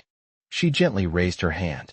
Trismegistus, a huge mercury sphere, appeared before her, and other members quickly retreated upon seeing this. The next second, all the mercury rushed toward the demon army. As Akane activated her ability again, gas. The mercury instantly turned into gas, permeating throughout the army. But it wasn't over yet. Next was liquid. Large amounts of mercury turned back into liquid, wrapping around the demons' heads. Then came incineration. The demons let out painful screams as they were tortured by the scalding mercury. That's enough. Finally solid. The flowing liquid instantly solidified, then continuously grew spikes. In just an instant, like a chain reaction, all the demons were pierced by mercury spikes. The Hibiki unit members looked at this scene in amazement. The new girl is pretty strong. Our Hibiki unit was just lacking a group attack skill. Akane coolly snapped her fingers. The demons instantly turned to ash. "Captain, I'm done." Captain Hibiki walked over admiringly. "Akane is truly amazing.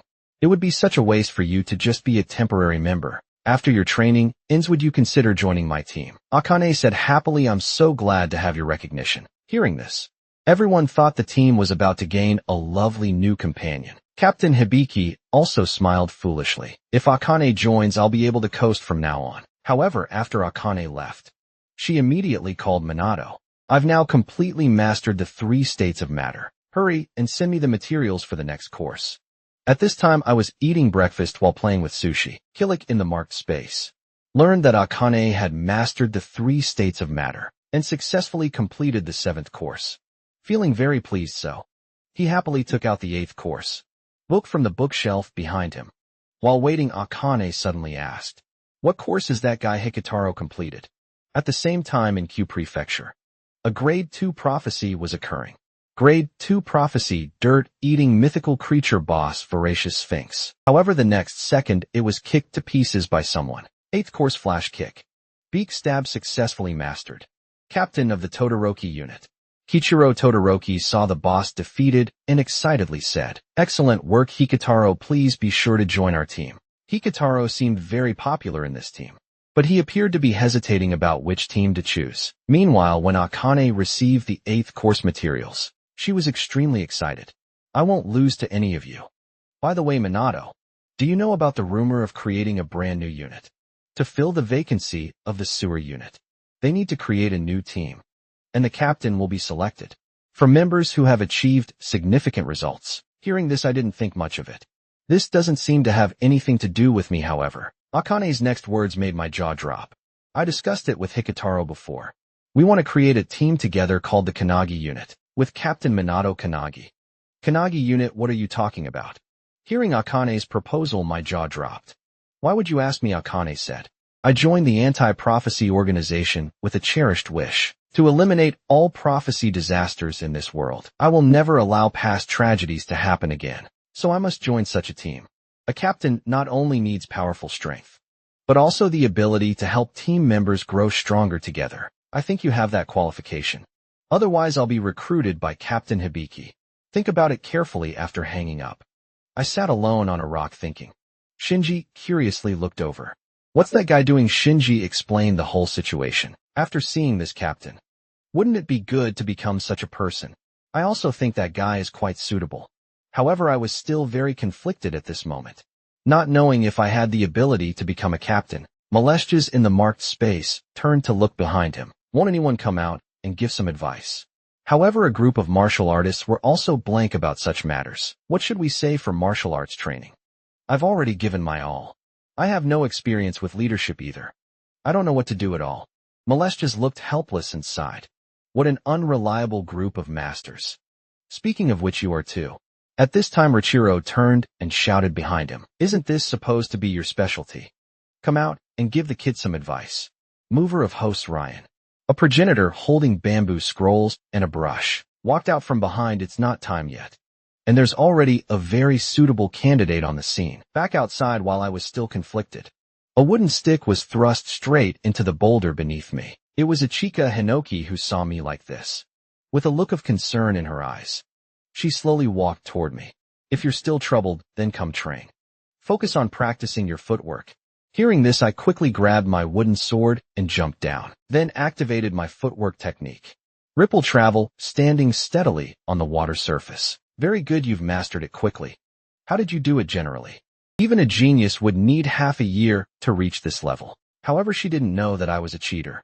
Every night in the marked space, I had master's guidance just then. Ichika Hinoki suddenly launched an attack at me. A sword light swept over my head. As the sword light collided, it created a huge splash behind me.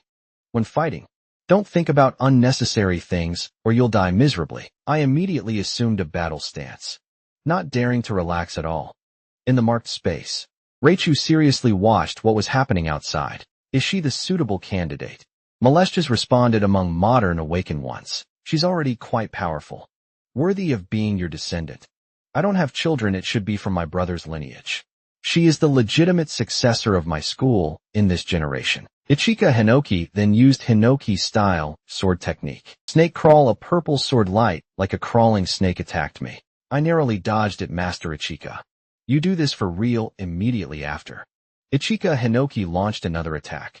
Purgatory blade, countless sword chi surrounded me from all directions, ultimately forming a huge sword chi cage. Raikiro was amazed seeing this scene. A technique I've never seen before. Did she create this herself? How interesting, you run pretty fast, Minato. Ichika Hinoki stood on the just destroyed mountaintop praising. This is a new sword technique I developed. You actually dodged it. I know you learned Hinoki-style sword technique before, though I don't know where you learned it. It seems to be all the founding master's techniques. My heart jumped when I heard this also. Let me guess what you're troubled about. You're wondering if you can become a captain like Makoto Su. Of course, because I saw with my own eyes how amazing Captain Su was. Can I become such a captain? There's no need to do that. With Ichika Hinoki's loud shout. Watch carefully. Hinoki-style sword technique. Soaring Tengu, a huge water tornado rose from the water surface. This is all my skills, later successors, all developed based on the founding master's techniques. We can hardly reach the founding master's level. That's a different dimensional existence. Even so, we still try our best to catch up, even pioneering new schools, rising to meet difficulties. I don't know what kind of leader Makoto was, but he was certainly a great captain. You can't be as strong as him from the start, but as long as your conviction remains, you'll achieve it someday. Tell me, do you have such determination? I suddenly felt awakened. Right. I might not be able to do what Captain Swallow did, but I'll find every way to keep getting closer. And also, I was entrusted by Captain Swallow. How can I disappoint this trust? That's how it should become. Let me feel your determination. This is my current conviction. As our attacks collided together, enormous energy erupted. 2 weeks later, at the Anti-Prophecy Organization base, 2 captains were reviewing the new captain candidate list. Tenjin told them, these are basically personnel recommended by the captains in US. This time there seems to be an interesting little guy. Minato Kanagi, 17 years old, currently still a trainee, joined the organization only 2 months ago. Completed missions Grade 3 Prophecy. Anthology of Golden Poetry. Grade 2 Prophecy Book of Inferno. Grade 1 Prophecy Snowball. Earth Recommender Special Agent Ichika Hinoki. At this moment, in a corner outside the window, a black shadow stood under a dark tree making a phone call. Successfully infiltrated, I heard the new captain. Assessment is in 3 days, boss. Just watch, I will definitely become this new captain. The black shadow's whole body glowed green, revealing a sinister smile. He was Ava, member of the 12 Disciples of the Apocalypse. Half of the 12 disciples had already been killed by Midori.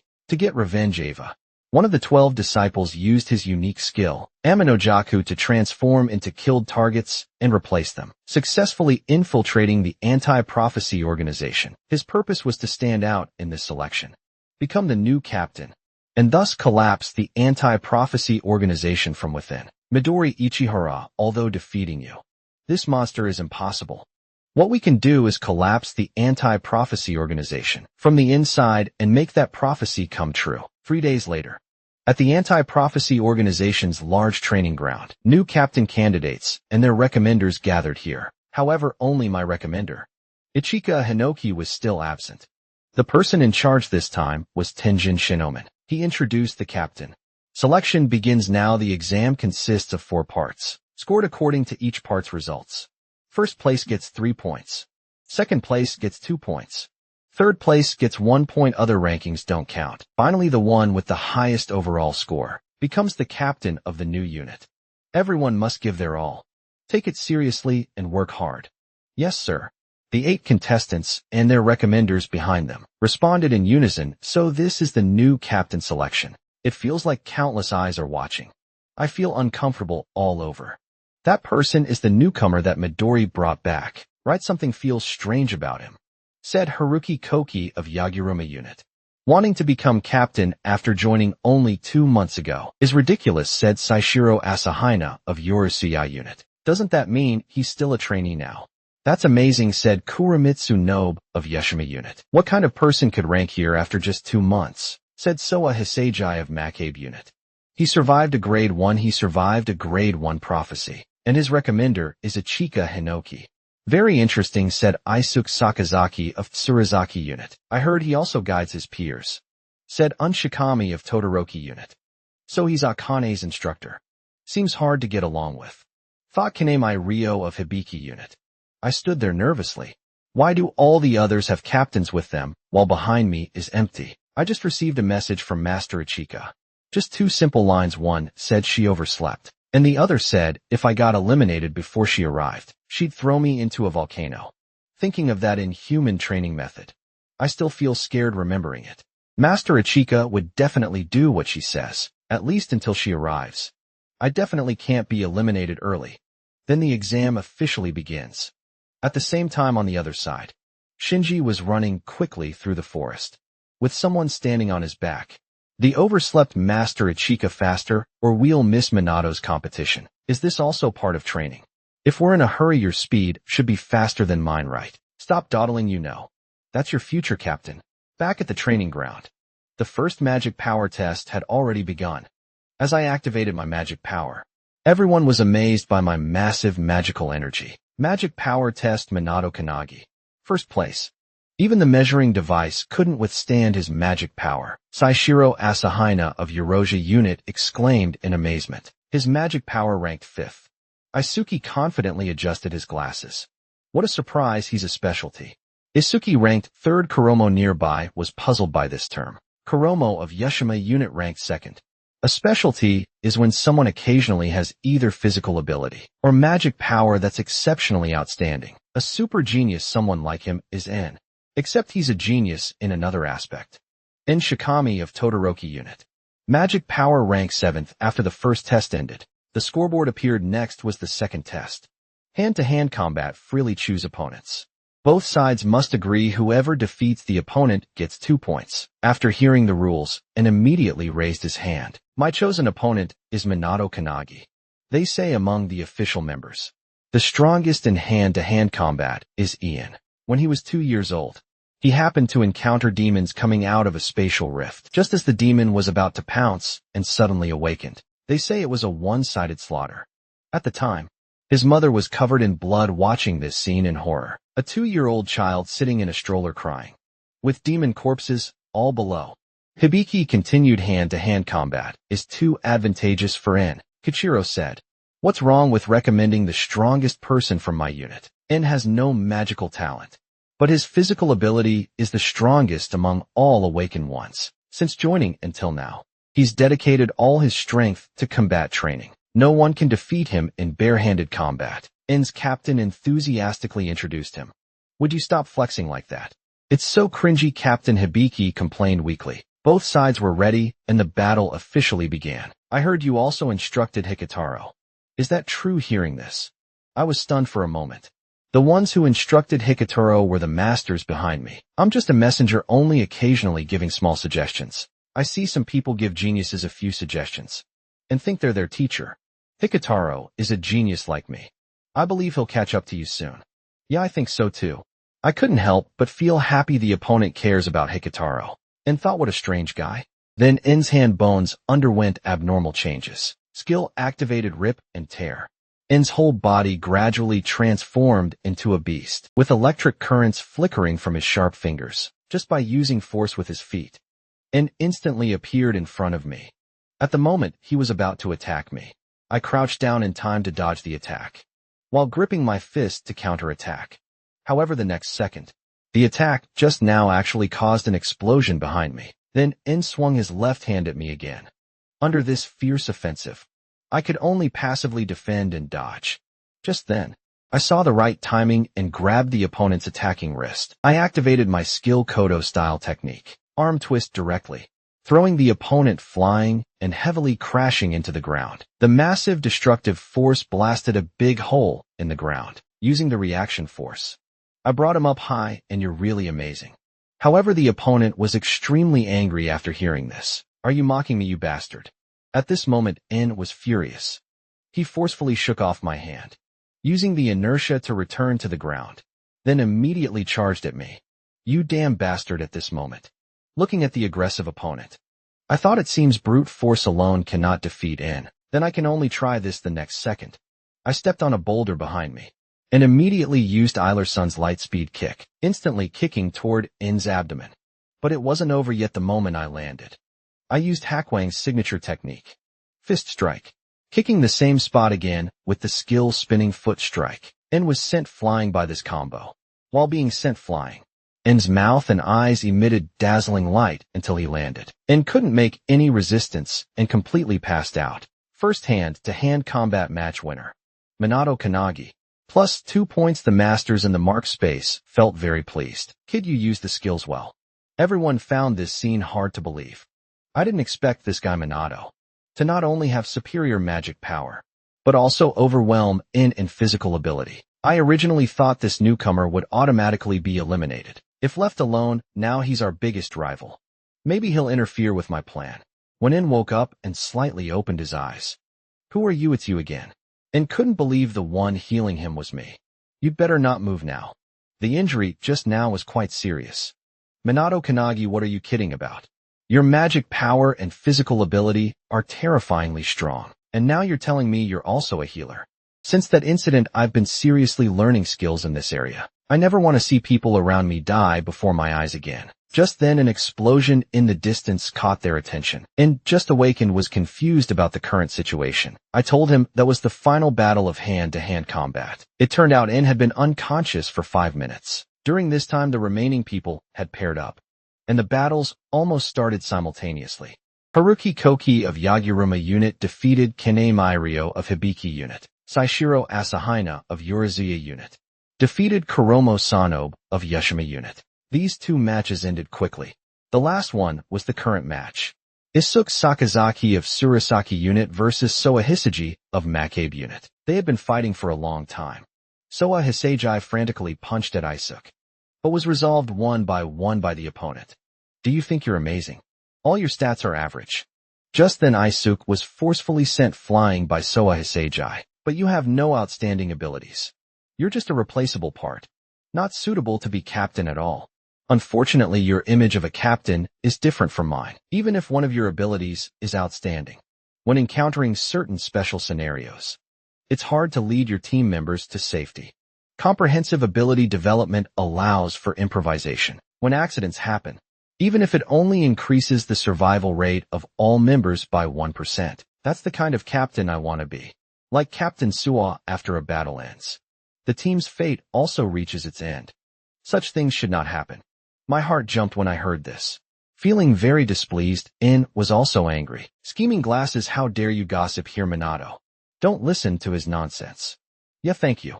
And on the battlefield. So Hisagi didn't listen to the opponent's nonsense, and immediately activated his skill. Martial arts lethal chain. Isuke still just passively defended. However, the next second, he was once again sent flying heavily, his whole body falling to the ground. Just as Soa Hisagi wanted to pursue the victory. Wait, I surrender. Thus Soa Hisagi won. But she was very confused. Azuki, you bastard. You deliberately lost to me. Don't misunderstand, I don't like violent girls. I just felt continuing would take too long, and wanted to conserve strength. Although continuing might very well result in my victory, I don't want to let Minato Kanagi see my trump card. So quickly the second test. Hand-to-hand combat was completely finished. Currently ranking first was still Minato Kanagi. Next, after a 30-minute break, the third test would begin. After it ends, the 4 contestants with the lowest scores would be directly eliminated. At this moment on the other side, Shinji and Ichika Hinoki seemed to have arrived at another place. Master Ichika, what are we doing here? The test venue doesn't seem to be this way. However, Ichika Hinoki didn't explain and walked straight forward, not stopping until she reached a tree. Found it, someone died here. Although it was cleverly hidden, traces still remain. The enemy was quite powerful, killing the opponent with overwhelming strength. Hearing this, Shinji was very surprised. You mean there's an intruder? We need to notify everyone immediately. Do you know about the 12 disciples? Even the strongest, Captain Makoto, died at their hands. It's not strange for them to discover and infiltrate the anti-prophecy organization. Let's go, Shinji. We're going to the test site now. The one killed was likely captain level.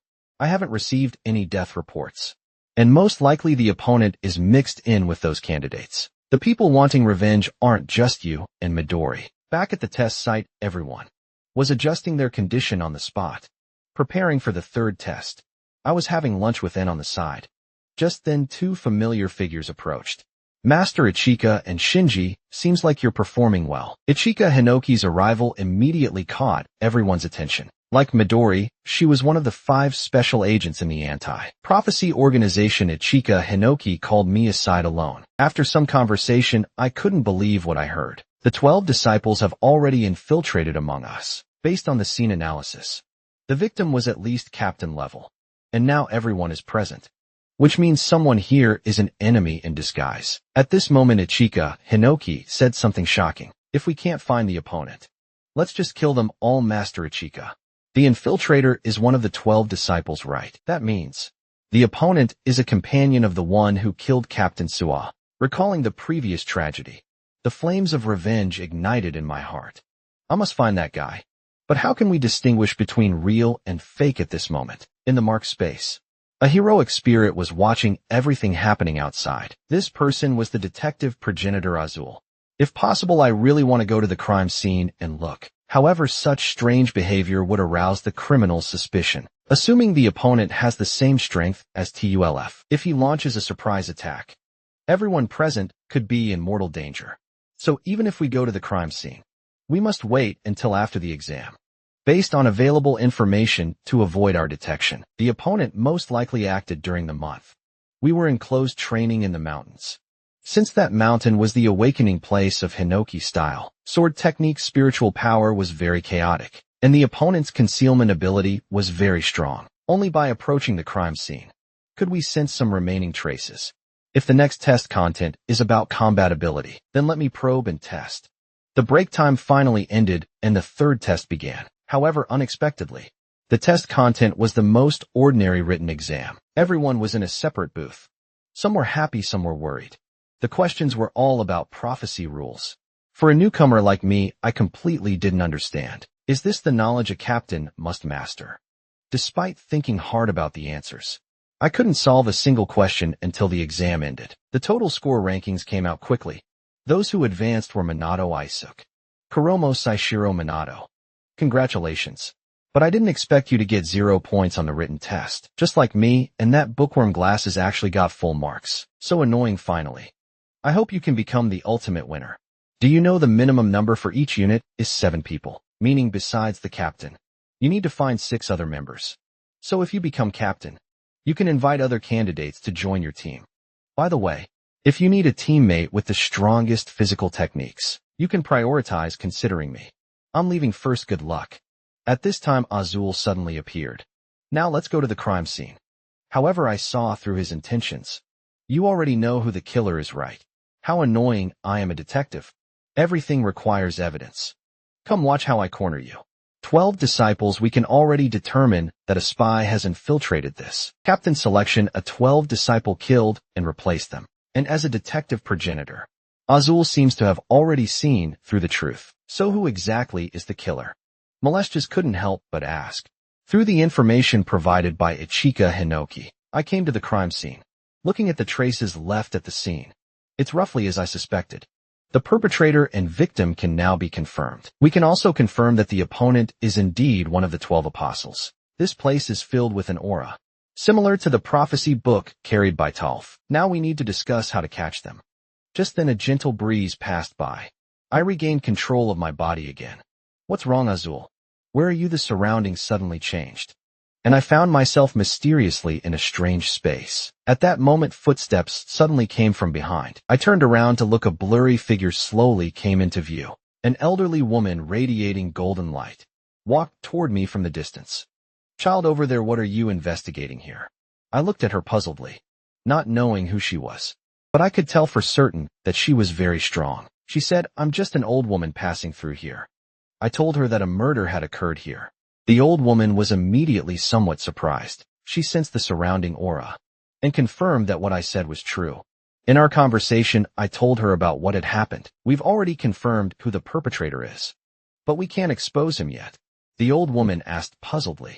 Why wouldn't it be better to just arrest him directly first? We can confirm that his strength is extremely powerful. And the most important reason is that there are 2 perpetrators, so it would be best to catch them all in one place at the same time. Tomorrow is the best opportunity. So could you hold off on raising the alarm for now? I'm afraid of alerting them. I won't do anything, I'm just passing through here. Farewell, interesting little one. By the way, what's your name? My name is Minato Kanagi, the man who will become the strongest transcendent. I'll remember that after saying this. The old woman disappeared with the wind. When I came back to my senses, I was still at the crime scene from before. It's just that there was no one around me, as if what just happened was only a dream. At Iganin, the old woman was leisurely taking a walk. I just sensed a strange aura earlier. Walking closer to look, I didn't expect to have an unexpected harvest. Those eyes, I shouldn't be mistaken. The next morning, I prepared to go alone to participate in the final assessment. At this time, In ran up from behind. Minato, let me go with you. I heard that today's exam focuses on testing the captain's abilities. I guess that the exam content will be battle plans or team command. No matter what, I absolutely support you. Thank you for your support. Speaking of which, you deliberately lost the match, didn't you? You found out because the plan changed. Rather than being captain myself now, I hope more to become a member of the new squad. This way I can unleash my power more freely. Is it to more conveniently kill all the promising team members? Suddenly the aura around In changed. Ichika Hinoki, who was hiding nearby, was ready to act at any moment. Well, if necessary, I can kill one more person and replace them. My ability is to collect information from the host's brain. I really didn't expect there would be a written test. If I had known, I should have possessed that bastard Isuk. As the 2 talked, they arrived at their destination. Just then, the captains lying in ambush around them surrounded them. I saw a captain of the Todoroki unit, Koichiro Todoroki, bound by countless chains on the grass. Even his mouth was sealed, preventing him from saying anything. Hello there, 12 apostles. Could you introduce yourself? My name is Ava, rank 9th. My skill, as you can see, is to replace the killed person and then parasitize their brain. Aside from Minato Kanagi, who unexpectedly participated in the test, this body is the strongest among your examinees. The purpose is naturally to destroy the anti-prophecy organization from within. Since I'm exposed, let's have a great battle. Before that, I want to ask a question. Who discovered me first? The one who has been standing beside you from the beginning. I didn't expect it to be you. One surprise after another. Then let's begin. A terrifying aura burst forth from N's body. Tell me, Minato Kanagi, who exactly are you? And the truth of the case was actually this. That night, In excitedly said to Captain Todoroki, can I really participate in the new captain selection? I'm so happy, of course it's true. You're the team member I have the highest hopes for. Tomorrow the candidate list for the new captain will be announced. To keep it secret, I brought you outside to tell you quietly. According to what I know among the candidates, you ultimately have the strongest combat power, so this captain position is definitely yours. Instantly In was encouraged and moved. Master, I absolutely won't let you down. But within smile, his body was split into several pieces. Everything happened too suddenly. Even Captain Todoroki didn't know what happened. He looked at In on the ground in disbelief. How fragile are all captain candidates this week? My name is Ava. I belong to the 12 disciples. Skill Aminojaku instantly. A green magical power wrapped around N's corpse. Just then a huge fist struck titanium incarnation. Instantly Captain Todoroki turned Ava into mincemeat. How dare you, bastard! Captain Todoroki shed tears as he spoke. However, at this moment, a familiar voice sounded. Amazing, Master. You flattened one of the 12 apostles with one strike. Captain Todoroki turned around in disbelief. You're safe and sound the next second. Captain of Todoroki was cut in half by In. No, Master. Ava, I've already taken over this body. Then he took out an artifact, Necromancer's Dance, and scattered it on Captain Todoroki's corpse. Soon the wounds on Captain Todoroki's body were all healed, and he immediately stood up. Good. From now on you'll be my undead slave. If you understand, respond yes. Mr. Eva, speak properly. I'm now called in Shikami. Not Eva after that. Both of them let out sinister laughter. The scene seemed to end there. This is precisely the skill of the detective progenitor Azul, theatrical detective. It can replay complete footage at the scene where a crime occurred. The condition for activation is that Azul himself has already confirmed the perpetrator. And evidence the price is that if the deduction is wrong, he will permanently lose the skill. In other words, Azul has never failed once since birth. The enemy's skills are parasitic manipulation of the killed, and an artifact that can control the dead. No matter how many times I see this type of bastard, I find them disgusting. The progenitor sensed a massive magical power rising, having seen the complete process. The anger in my heart erupted uncontrollably, unforgivable. You're going to pay for this. Energy continuously gathered in my fist. Skill light reflection.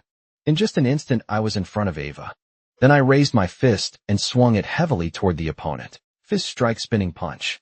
My angry fist smashed into the opponent's face. Eva was heavily knocked away by the strike. Minato Kanagi, I really didn't expect you to be so excellent. We should also be considered friends who've exchanged blows, right? Treating me like this is a bit excessive. Minato, your training is still insufficient. You need to practice hard. How could this kind of attack be effective against me? As expected, it's still not enough. My current strength is insufficient to fight against it, although I'm very unwilling to avoid regret. The one who will defeat you next won't be me. I'll bear your anger and regret. The Mage of Truth, Molestius Silentius. Seeing that my aura suddenly changed, Eva didn't seem surprised either. Is this the state that the satellite reported before? Come on, Minato Kanagi. Suddenly a gap appeared in the sky. Eva's magical power extended directly toward the sky. I saw a huge sphere suddenly appear in the sky, with countless humanoid puppets falling from it. We living beings are ultimately just passing time. Let us enjoy playing in this time. In the mark space, Azul set upon seeing this scene. This Ava has abandoned her original flesh and is using artifacts to control a large number of corpses. At this moment, Ava provoked. Each of these corpses has combat power equal to N's. Let me see what you'll use to deal with them. Captain Hibiki looked worried. This is a bit troublesome looking at it. There are hundreds of such guys. Kene Mirio on the side was already scared pale. So many puppets with captain-level strength. How are we supposed to fight? Damn it, is this a second trampling of the dignity of those souls? At this moment Molestia showed a relieved smile. Minato, you've changed. Of course we progenitors are the same. At first you only pursued power for yourself. And we also did it to possess your body. Later you became intoxicated with your constantly strengthening self, becoming stronger for the sake of becoming stronger. We were also intoxicated with your talent. However, after tasting the flavor of great setbacks, being entrusted with future responsibilities by the captain, you looked up to now you feel angry for those who were killed and used. We all really like who you are now in you. We see the meaning of becoming strong. Now let's begin. Let's defeat the enemy together. Hadad the next second. Countless lightning bolts appeared, all precisely hitting the puppets. In the process of falling, they emitted dazzling light, illuminating everything around. I will eliminate them all before they land. Eva looked up at the sky in disbelief. I saw that the puppets she summoned in the air were all struck by lightning and burst into flames like a grand fireworks display exploding. How did he do it? Through repeated practice. Shooting can indeed achieve 100% accuracy, but to achieve such large-scale lightning strikes, and to hit everything without even looking. I've never heard of anyone who could do this. I couldn't help but sigh even using my body. He can display such strength. How strong must Master have been in his prime? At this moment, Eva began to grow impatient watching me talk to myself. He angrily rushed over the weak, being toyed with by the strong. That's the law of nature, but at this moment, Eva was startled the next second. A huge lightning bolt fell, and Eva narrowly dodged it. Malakia said many people have the same thoughts as you. We used to be the same. I wanted to destroy the tower that suddenly appeared in our world. However, the existence from another dimension was so powerful, weak humans suffered heavy casualties. At that time, I felt truly angry from the bottom of my heart. Minato, you now. Although your power is still insufficient, but you can stand up for others. Never forget that we feel the same as you. You can definitely reach the same heights as us. Even when facing powerful opponents, we will help you. Against those enemies that make you feel angry and sad, freely vent your fury. Let's end all prophecies together. The next second, Eva's limbs were severed by truth magic. Eva fell straight down. Everyone around couldn't believe I would be so strong, just like Midori when she was young. Like a walking monster, Eva lying in a pool of blood. Couldn't believe it at this moment. Why is this? I slowly walked toward him. Now you feel the power gap between us, right? I have some questions for you. Don't worry, we have many people skilled in interrogation, so you'd better confess early. However, Eva didn't seem ready to give up yet. Fortunately, I followed the boss's advice before coming, and added insurance for myself. The next second, a pitch-black coffin emerged from the ground. You know, hundreds of years ago, one of the progenitors who destroyed the towers. A swordsman, who could kill through thousands of troops with a single branch. At this time the coffin was opened, revealing the corpse inside. It was Raichiro Hinoki. This immediately shocked everyone, and Ryutaro was also startled. Isn't this my corpse? Before everyone could react, Molestias immediately used Hadad to strike. It seems this corpse is real. The lightning was slashed apart. At this moment, Eva had transferred to Ryutaro's corpse and burst forth with powerful, magical power. This body is simply wonderful. I couldn't believe what I was seeing. This oppressive force is actually stronger than Midori's back. Then I saw Eva snap his fingers. Immediately, countless arms emerged from the surrounding land. The second puppet army appeared again. Just as I was getting anxious, a huge sound suddenly erupted from behind. Eva looked back puzzledly. Somehow, all the companions had arrived. Minato, don't forget. You're not fighting alone. Leave these puppets to us. So these are your companions. It was actually Reichu's voice. Even the tone was identical. I really pity them. You should know that none of my puppets are weaklings. On the other side of the battlefield, so Hisagi of Makabe unit was fighting fiercely with a puppet. Could it be a body-hardening skill? My full-power lethal chain blast didn't even scratch him. I don't know if all these puppets are the same, or if they each have their own skills. Saishiro Asahina of Yorizia unit was gradually surrounded. Kine Mario of Hibiki unit was being chased by a large group of puppets. Seeing the struggling team members, Captain Hibiki couldn't stand it anymore. Then she put on his headphones. Skill realized suit the Firebird. A fire phoenix directly burned the puppet army to ashes. Captain Hibiki looked to the side. This is troublesome even when dead. They can still use their skills from life. The next second, the iron chains binding Captain Todoroki broke. Captain Todoroki suddenly used titanium incarnation to burst forth, directly breaking all the chains binding his body. Then he rushed down and smashed with force, immediately causing the earth to collapse. Captain Hibiki and Kane Mario were almost caught in it. Seeing the chaotic scene, Eva laughed heartily. Without captain-level strength, It's impossible to survive in this situation. However, I wasn't worried at all. Right, masters? I believe in you and I believe in them. Don't underestimate my companions. I said to Eva they can already match the 12 apostles. Hikitaro in the midst of the puppet army. Now it's one against many. This looks like an opportunity to apply Lesson 7. Hikitaro suddenly had golden dragon phantoms appear around him. Skill fist technique, dragons crossing at this time. Progenitor Tak Wong, the legendary fist in the mark space, said. Hikaru's body is very interesting. His muscles are like compressed steel wire, combining rigidity and flexibility. Progenitor Aylerson, the flash foot, also agreed. His previous tactics were to use steps and jumps to concentrate attacks at one point, which prevented his advantages from being fully utilized. Our goal is to let him attack continuously, like a thread cutting through everything. Then Hikitaro activated his skill dragon scales. Then he kicked the puppet into 2 pieces. Akane, how was that move? Akane in front was also surrounded by a large number of puppets. Her master progenitor Killick, the alchemist, said, so-called alchemy is a technique to make imperfect things perfect. Previously, Akane was limited by combat in her strength. She was only generating weapons. However, that's just the tip of the iceberg of alchemy. Then Akane activated her skill. Trismegistus, a huge palm, was generated from it. An alchemist is one who dares to touch all taboos, overcome all difficulties, and transcend themselves. She activated her skill, even men's.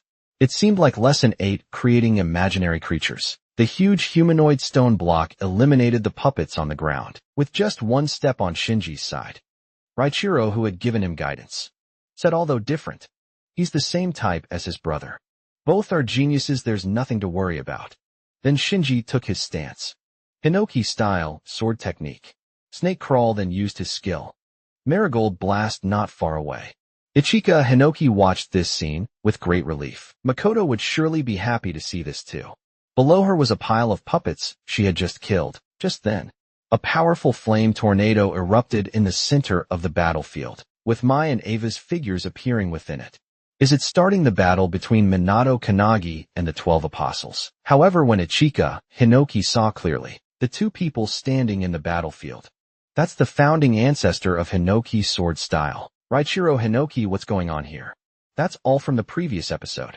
You're only noticing now a battle between the strongest magician and the strongest swordsman is about to unfold. I saw Ava raise his long sword. Hinoki, sword style wave cutter.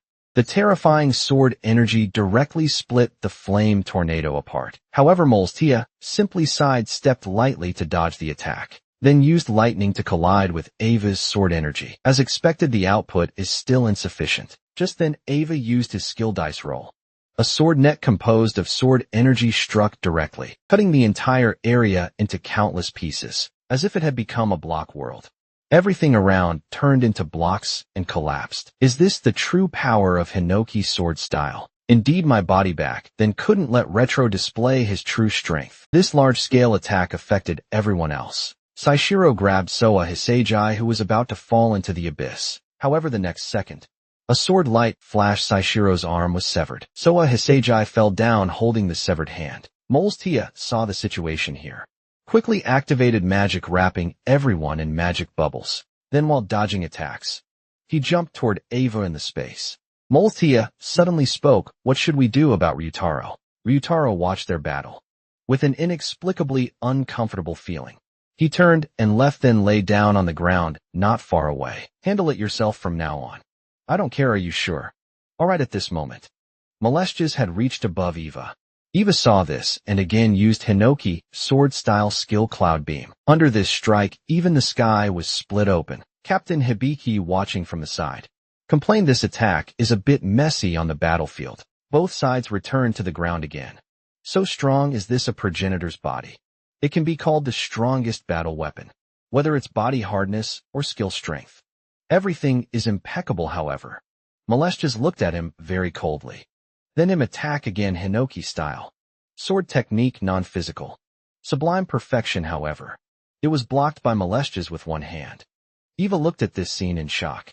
How is this possible? Clearly using Retro's body, but the strength displayed is so weak. Eva quickly retreated to create distance. This is the legendary progenitor's body. How could it be weak? The skills must not be strong enough. I must search for stronger skills in my mind. As consciousness continuously sank into the depths of memory, Ryutaro's flesh inexplicably shed tears. Why am I crying? It's the deepest memory carved into the flesh. I only glimpsed a tiny bit of it in the demon tower, filled with various powerful monsters. However, Ryutaro simply waved the long sword in his hand a few times, and destroyed both the monsters and the tower, having achieved such great accomplishments. But feeling increasingly lonely and bored inside. What's with this body? It's too powerful. It has already transcended the category of human. In Rachel's memory, it was constantly pursuing strength. Step by step, first cutting people, then cutting demons, then cutting seas, then cutting stars. Then the terrifying memory suddenly caused Eva to become confused. Already so powerful, where is the path ahead? Can I continue to become stronger? The powerful memory caused Eva to be unable to bear it. No, if this continues, my soul will break, then let it break. Ryujiro in the marked space said indifferently, Hey. If it breaks, it will go out of control. Then everyone present will die. Just then Eva stood up, constantly emitting strange black energy from his body. Eiler's son saw this and immediately shouted, This guy really broke. It's over. Everyone will die the next second. A massive oppressive force erupted from Eva's body. At the same time in G-City's class, Kazurag and his companions also felt this oppressive force. Quick, guide the residents to evacuate. How can there be such a huge aura? The source comes from N County. 100 kilometers away from here. What happened there? Could there be such a terrifying monster? Eva had now completely lost himself. The oppressive force was still continuously climbing. Everyone present was pressed down and unable to move. This guy is so powerful with just his aura alone. Seeing the scene in the marked space, I was extremely anxious and immediately tried to ask Ryutaro for help. However, he didn't intend to act. He simply said indifferently, Molestias, it's up to you. And Molestias simply responded, Understood. Minato's body strength should be able to use it once now. Then she activated magic with several magic rings appearing on his arm. Magoha Emmet, activate. The great battle is about to begin. Akane behind was shocked watching the scene at this time. She heard a voice coming from my body. It was Alchemist Killick speaking. Minato and Akane, you must watch carefully, whether it's magic or alchemy. For those who pursue worldly truth, there's one ultimate question that troubles us. That is when facing the ultimate flesh. Can our truth still devour it? At this moment, Eva's soul had already shattered. What now drives Reichiro Hinoki's flesh to act is only some soul fragments. But this became an opportunity for it. Like wild animals instinctively choosing the optimal solution to act, it will destroy everything around. Previously, Eva's use of the flesh was immature. Now it's all left to instinct to act. We call this state total darkness. At this moment, Eva spread his arms and began to rotate, with a large amount of black energy emerging from his body. The black energy gradually attacked in Malefic's direction, gradually engulfing him the next second. Malefic's eyes emitted dazzling light, and the entire world was instantly shrouded in red. After blinking, the red disappeared. But the darkness created by Eva was not dispelled, gradually forming a huge dark tornado, and Eva at the center of the tornado rotated faster and faster. The next second, my body was as if cut by countless blades, blood splattering, but the darkness didn't stop, continuously spreading to the surroundings. The people around were also gradually swallowed by darkness, their bodies like mine, as if cut by countless blades. The darkness continued to spread, gradually engulfing the volcano, distant cities, my family, and the shrine of progenitors, until it covered the entire world. I don't know how long passed. Eva stood shirtless on the sea surface, with the entire continent beneath his feet, no longer existing. Just then, Eva suddenly let out a roar with huge black energy emanating. My vision was once again shrouded in red. Did everyone die? And then the red immediately disappeared. I see. Killick previewed the result of not intervening with Eva. Minato suddenly understood. If we don't do anything, this is what will happen. At this moment, Eva, wrapped in terrifying black energy, attacked Molestius, the Mage of Truth. Molestius' Silentius skill. Magelheimet, the skill was too far from the mundane world. It was sealed away. The source of its power is the opponent's skills, perfectly analyzing any attack from the opponent. I saw Maleshka's easily catch Eva's attacking arm. No matter how much power the opponent burst forth, the caught arm didn't move at all. Your attack has been decoded by me. Eva's soul instinctively felt fear and wanted to retreat. However, his palm was tightly gripped by Maleshka's skill and Lil Malam. Immediately, a scorching light burst forth from the arm. When the smoke cleared, the air was filled with a pungent, burnt smell. Ryujiro's flesh had turned into charcoal. Farewell, remains of my old friend at the end of truth. See you again. The other progenitors in the space also watched him leave. Rachel on the side complained speechlessly enough. You guys, I'm still here. Soul and flesh are different after all. Soon I regained control of my body. Everyone cheered for my victory. Ichika Hinoki looked at me in disbelief. Is this really Minato Kanagi? What was that month plus of training with me about? Hikataro was also sweating. I thought I had caught up. But I didn't expect you to become so strong. Minato Shinji said. What a monster to be able to burn that guy to charcoal in an instant. Akane also sighed. What's truly frightening is what happened before that. In that instant, he completely analyzed the enemy's skill and successfully caught the opponent's attack. Can humans really reach that realm? If so, maybe I can do it too. At this time, Tenjin Shinomen, who was responsible for the assessment, finally arrived. What's with this big hole?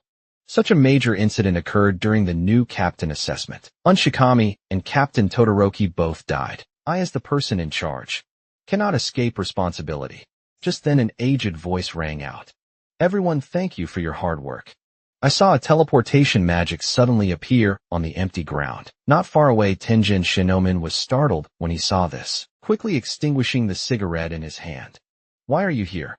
An elderly person walked out from the teleportation magic. This person was the supreme commander of the prophecy organization. I looked at the other party in surprise. She was the old woman who passed by yesterday. The commander actually wanted to talk to me alone. However, the next second, everyone was stunned. I saw the other party suddenly kneel in front of me. You have finally come for hundreds of years. I have finally waited for your appearance. Welcome back, progenitors. In the mark space, the progenitors were also puzzled. Does anyone know what's going on? The other three were also shocked. This old woman is actually the commander. Ichika Hinoki turned and said calmly, you guys didn't know in the mark space. No one seemed to recognize the old person in front of them, although I can't remember. She gives me a familiar feeling. You really still can't remember me.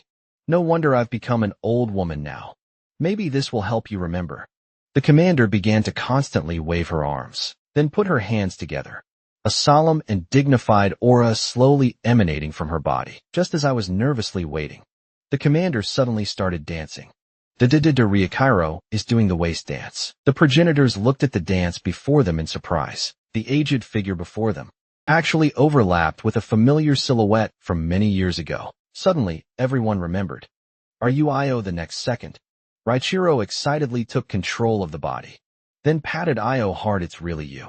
Long time no see. Seeing this scene, Tenjin and Shiki were furious. Minato Kanagi, watch your attitude. However, the next second, both the commander and Ryutaro started doing the waist dance. I want to kill Minato Kanagi. The captain assessment needs to be redone. Let the first place go die. I want to exile him to the outer atmosphere. Do you two have any problems? Stay quiet, haha. It really has been a long time. I didn't expect you to become an old woman. Yes, it's been a very, very long time. I really miss the days when we were all together. The scene changed, and I was brought by the commander to her residence. Ajinin with Tenjin and Shiki guarding outside the door. I really didn't expect the anti-prophecy headquarters to have such a place. I prefer quiet. So I set up a barrier around here and don't usually show myself. Madam Commissioner, how did you get to know the master progenitors? I'm actually also a person from the Tower era. In that catastrophe, my family all perished. Fortunately, I met them, and that's how I survived. A person from the Tower era. How is that possible? That was over 300 years ago. Don't be surprised. I actually used an artifact to stop the time of my flesh. As long as I stay within the anti-prophecy organization, I won't age an artifact. The artifacts I've seen so far are each more powerful than the last. This is very similar to your skill, Warrington. Indeed, in my prime, I could do the same thing. But such a powerful artifact. How did you obtain it, yo? In the anti-prophecy organization, there's a department that collects and manages artifacts. It doesn't belong to any country, and its existence is completely hidden. However, not long ago, That place was attacked, and many artifacts were stolen. The Special Agents LED by Midori. LED a task force to investigate this matter. That attacker must be the 12 disciples, right? The mystery has been solved. This is why the 12 apostles have become so powerful. Do you still remember what Ava said? When I used my ability to examine the crime scene, I have become too powerful now. Thanks to the artifacts and the boss who granted us these artifacts. Using artifacts can strengthen mediocre awakeners and push them to the pinnacle of combat power. Before the artifact theft incident occurred, the existence of the 12 apostles was not even known. The people in the anti-prophecy organization are basically all top-tier fighters. Yet now they can easily surpass us with the power of artifacts. We are doing everything we can to hunt down the enemy's leader, but perhaps Midori will find that person faster. And at this moment, in the capital of country across the ocean, the originally quiet streets suddenly erupted with a blue light. It was actually Midori's ultimate technique, turbulence. After the smoke cleared, Midori's figure emerged from the ruins. I see, although it's called the 12 apostles, there are actually 13 people. A man was seen floating in the air, leisurely drinking coffee. You came faster than I expected. Do you prefer coffee or tea? Go to hell. Number 0 Apostle Skill Turbulence. Immediately a terrifying blue tornado rose from around Midori. Its range continuously expanded, enveloping the entire area. And at this moment 2 people stood on a nearby rooftop. Special Agent Kiyoshi Nishina. Looks like the battle has begun. Special Agent Shuichi Mikado. The entire city is going to be abandoned. Is that idiot planning to drill through to the other side of the earth? Just then a sword light flashed, cutting the entire building in half. Then countless sword lights struck, and the entire building crumbled to dust in an instant. Both Q Nishina and Shuichi Mikado easily dodged. Midori will have to handle that side on his own, and we'll take care of things here. A swordsman appeared before them. The newcomer was actually Hajime Kamaraji, ranked first among the 12 disciples of the apocalypse. Meanwhile, on Midori's side, everything around had been reduced to nothingness. However, even though Midori unleashed such a powerful turbulence, it didn't cause any damage to the No. 0 Apostle. Is this some kind of defensive skill, or did he use the rumored artifacts? What's wrong not attacking anymore? I'm a bit disappointed, provoked. Midori raised his hand again to launch an attack. Countless tornadoes struck toward the opponent. Midori's skill. Pearl Storm. A brilliant light radiated from the center. Then a massive mushroom cloud rose. How's this skill, however? The man's voice rang out again from the explosion. Have you ever been to an aquarium? There are giant predators in the water that humans cannot match, yet humans can safely observe from the side. My current situation is exactly like that. This guy's defensive methods are quite unusual. This analogy makes it easy to understand. Originally, someone like me could never be your opponent. However, you've been blinded by rage over your comrades' deaths. What a pitiful creature you were born, destined to fight as a monster. Fighting is the only value of your existence. Yet you've lost yourself because of the laughable bonds with your comrades. The number 0 Apostle's words immediately struck Midori's heart. He angrily charged toward the opponent. Am I wrong? The scene shifts to 23 years ago, when a massive amount of spiritual power suddenly erupted from deep in the mountains. Tenjin Shinomen, who was still a special agent at the time, came here with a commander. This is the ancestral home of the Midori family, right? How come there's no trace of it now? Strong winds were raging here. The closer they got, the more powerful it became. What exactly happened at the center? As they continued to approach, they discovered that at the center was a small baby crying loudly. What a terrifying aura. I never expected a newborn baby to have such frightening power. While Tenjin was still in shock, the commander had already jumped down without hesitation, approaching without any protection. In this situation is very dangerous. As the commander gradually approached, his entire body seemed to be slashed by countless blades, leaving layers of wounds. The commander gently picked up the baby. It's okay, it's okay. With continuous soothing, the baby gradually stopped crying. Miraculously, the surrounding winds also stopped. Tenjin, I'll personally raise this child. His name will be Midori Ichihara.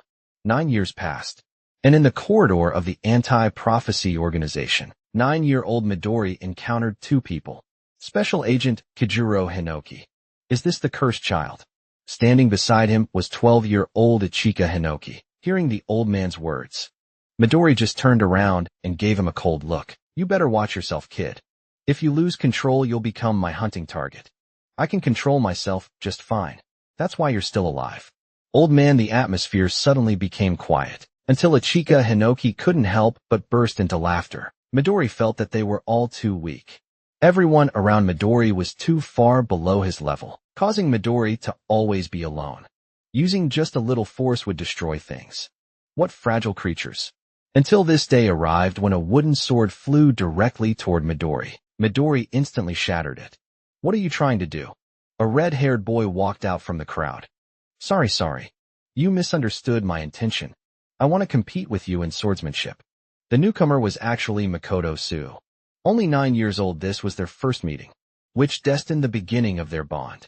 However, unexpectedly, Midori actually lost from then on. Midori became attached to Makoto Suo, coming to challenge him to battle every day. Let's compete again. I definitely won't lose this time. You really don't give up, do you? However, no matter how many times they fought, the result was always the same. Damn it, why can't I win? At this moment, 9-year-old Kyo Nishina suddenly appeared nearby. It's because you're too strong. Makoto Suo, who was training nearby, panicked. Kyo Nishina, don't give him hints. Midoriya looked confused. I clearly failed. How am I strong? He's complimenting you. 14-year-old Shuichi Makoto also walked over. Because your aura is too powerful, and the wooden sword itself is fragile, unable to withstand your massive aura. With just a little force, it will shatter. If you want to win, you need to learn how to control your aura. This is a box of ordinary eggs. If I throw it at the wall, I can guarantee it will remain intact. Shuichi Makoto immediately picked up an egg, wrapped it with his aura, then threw it forcefully at the wall. Miraculously, the egg really wasn't damaged. Midori watched the scene in amazement. What he said is true, don't you find it incredible? Let me say this up front, this isn't my skill. Just control the aura, wrapping the egg properly, and it can perfectly cancel out the impact energy. The next second, Kyo Nishina threw the entire box of eggs at the wall. Not only did none of the eggs break, they also bounced back like playing ping pong. He caught all the eggs and threw them at the wall again. Midori watched this scene in shock. So he wanted to try it himself. If you want to win at swordsmanship, you must learn how to control your aura. If you can't control your powerful aura, you'll only hurt the people around you. However, unexpectedly, Midori threw the egg directly at Makoto Suo, and it exploded on his face. I didn't do it on purpose. I just wanted to practice our aura control together. Once I learn it, I'll definitely defeat you. I'll be waiting. I won't lose to anyone in swordsmanship, but you better apologize first. Then Makoto Suo kicked a box of eggs on the ground. Instantly, dozens of eggs flew into the air. Then let's begin our training. After countless failures, the surroundings were already piled with boxes of broken eggs. At this moment, Midori forcefully threw an egg at the wall. Very good, finally succeeded. So their duel came once again. After hundreds of rounds of intense battle, the wooden sword didn't break. I'm so happy, thank you, Makoto. Makoto was also very happy. For years later, 13-year-old Midori became a special agent, preparing to go to Europe to carry out a prophecy mission. It's an emergency-grade prophecy called Pandemonium. Makoto Suo packed his bags, planning to follow Midori's advice and find a suitable sword master. When I've completed my studies, we'll fight side by side again, okay? I'll wait for you to come back. It's a promise. Time returns to the present. Midori thought about everything that had happened. I never want to lose what I cherish again. I long to advance alongside you. If you were still alive, even in this chaotic world, I would willingly protect those friends I've always desired. You ruthlessly destroyed all of that. That was the life I most wanted to have. So you must die, go to hell. The number 0 apostle remained calm. I'm very sorry to disappoint you. He took out the artifact Stampede Embryo and crushed it. Instantly, golden light enveloped both of them. On the other battlefield, Kyo Nishina and Shuichi Makoto were surprised to see a brilliant light in the distance. What happened on Midori's side? A familiar figure flew out from the center of the light, instantly arriving before them. Midori, has the enemy been defeated? However, Midori at this moment seemed somewhat off. Midori, what's wrong with you? No, who exactly are you? At this moment, Midori had already aimed his palm at Shuichi Makoto. Kyo Nishina quickly shouted danger. However, it was too late. Skill turbulence. So on a certain day, in November, 3 special agents from the anti-prophecy organization disappeared in Country A. The higher UPS sent 2 special agents from Country A to investigate. How is it did you find anything? According to the investigation, the energy residue is strongest here. This should be the explosion center. Looking at the pitch-black crater, the two couldn't help but sigh. Really amazing, truly worthy of being the world's strongest. Awakener just don't know why the world's strongest would disappear, along with his comrades. News of Midori's disappearance instantly spread around the world, causing the Country J branch to fall into chaos. At this moment in Iganen, Tenjin Shinomen still couldn't believe Midori would disappear. Rin, even you can't determine where he is. Rin Kitamura, as Midori's dedicated contact person, now also couldn't determine his location. The artifact connecting me to Midori seems to have been destroyed. I can no longer contact him. Just then a familiar figure walked in. You came, this outfit suits you well. Captain Kanagi, that's right. I've officially become the new captain. I'm just still not used to it. Although the exam wasn't completed, you gained unanimous recognition from everyone present. Everyone saw your battle with that 12 Apostles member Ava. You're the only one who could defeat that guy. Only I know that it wasn't me who defeated him, but the progenitors within me. Thank you for your existence. Someday I'll catch up to your pace. The commander seemed to see through my thoughts, and quickly comforted me even without their power. I think you're most suited to be captain. If I may be so bold, I have something I'd like to discuss with you privately soon. Only the two of us remained in the room. Just then a door suddenly appeared out of nowhere behind us. As the door opened, I was surprised to see the scene inside. You must have heard about Midori's disappearance. These two were Q Nishinoya and Shuichi Mikado, who had acted together with Midori. Midori's body has been hijacked by the leader of the 12 Apostles. Hearing this, I couldn't believe it at all. What exactly do you mean by that? Similar to Ava who attacked you before. They can possess others' bodies. It's very likely an artifact's effect. Midori has now become humanity's enemy. Sorry we couldn't help at all. In our final battle, I sensed that Midori's consciousness hadn't completely dissipated. To keep us alive, he resisted stubbornly in the depths of his consciousness. Finally, he conveyed a few words to me. I'm sorry, you should run quickly. Remember, only Minato Kanagi is trustworthy. Only he can defeat number 0. Suddenly I felt entrusted with responsibility once again. Midori has great expectations for you. I hope you won't disappoint him. Your current task is to recruit team members. The minimum number for a squad is 7 people. Your current team only has 4 people. Including yourself, gather the most suitable talent to face Midori. The future belongs to you. The scene shifts to a corridor in the anti-prophecy building. KNMIRI is running at full speed. Something terrifying seems to be behind him.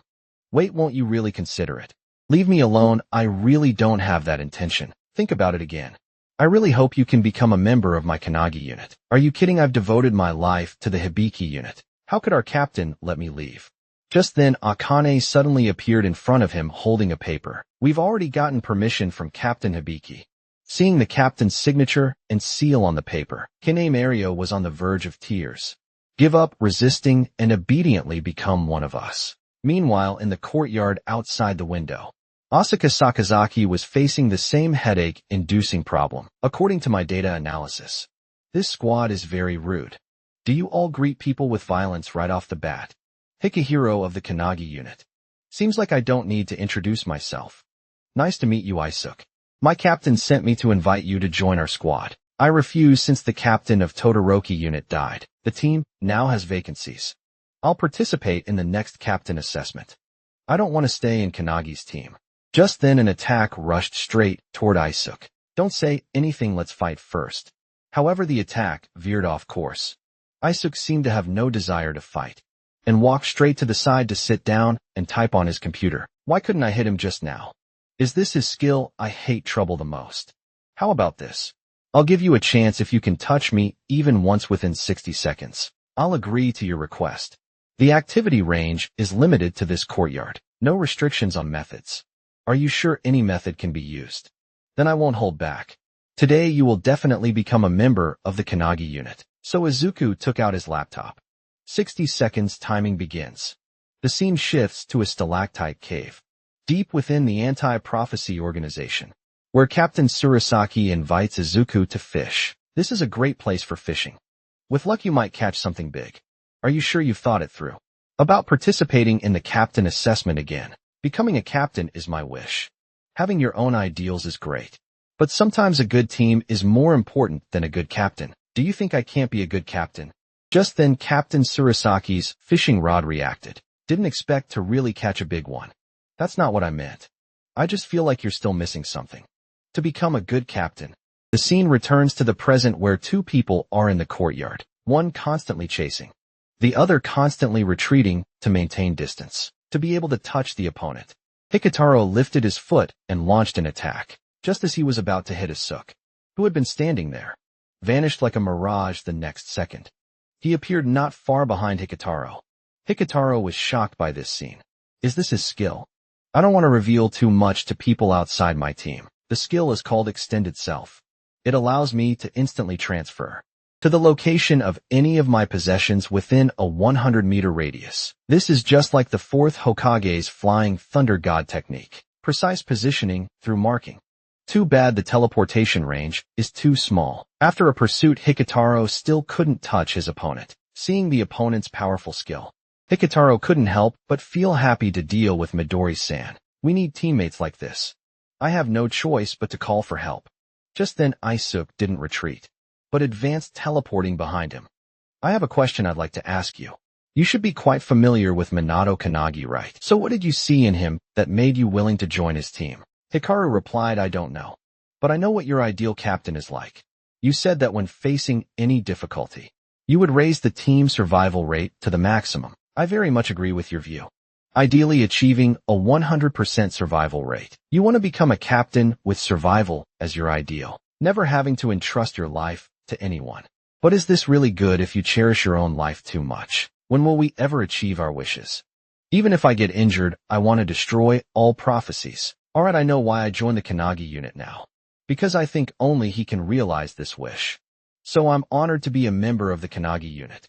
Hearing this, Asuke suddenly felt a hint of envy toward Minato, simply because Minato was expected by others. I'll take your words as reference. But it seems like I won this match. Only 5 seconds left, not necessarily. My help has arrived.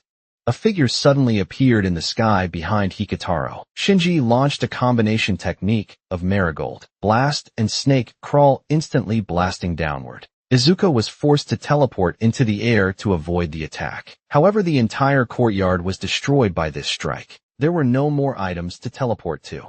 Now there's nowhere to escape. Hikitaro flew rapidly through the air, directly using flash kick on Asuke, directly kicking off Asuke's wristband. Touching your clothes should count too. You despicable guy actually calling for outside help. You were the one who said any method was allowed. Damn it, I lost.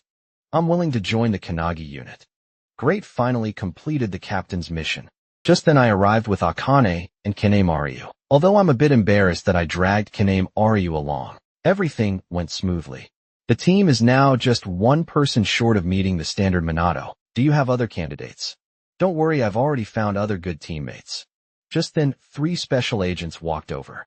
Everyone was curious about what they were doing here. They suddenly spoke Shuichi Mikado Kayanashina, Ichika Hinoki. From today on, we 3 are officially joining the Kanagi unit. This immediately shocked everyone. At this moment in a bell tower abroad, the remaining 512 apostles gathered here didn't expect. Only we remained. It is indeed a bit lonely. Fortunately, everything is still according to plan. Too bad the others can't see our successful day. Now that we've obtained Midori's body, we're only one step away from realizing that prophecy, to realize all prophecies of this world. Let's prepare to depart.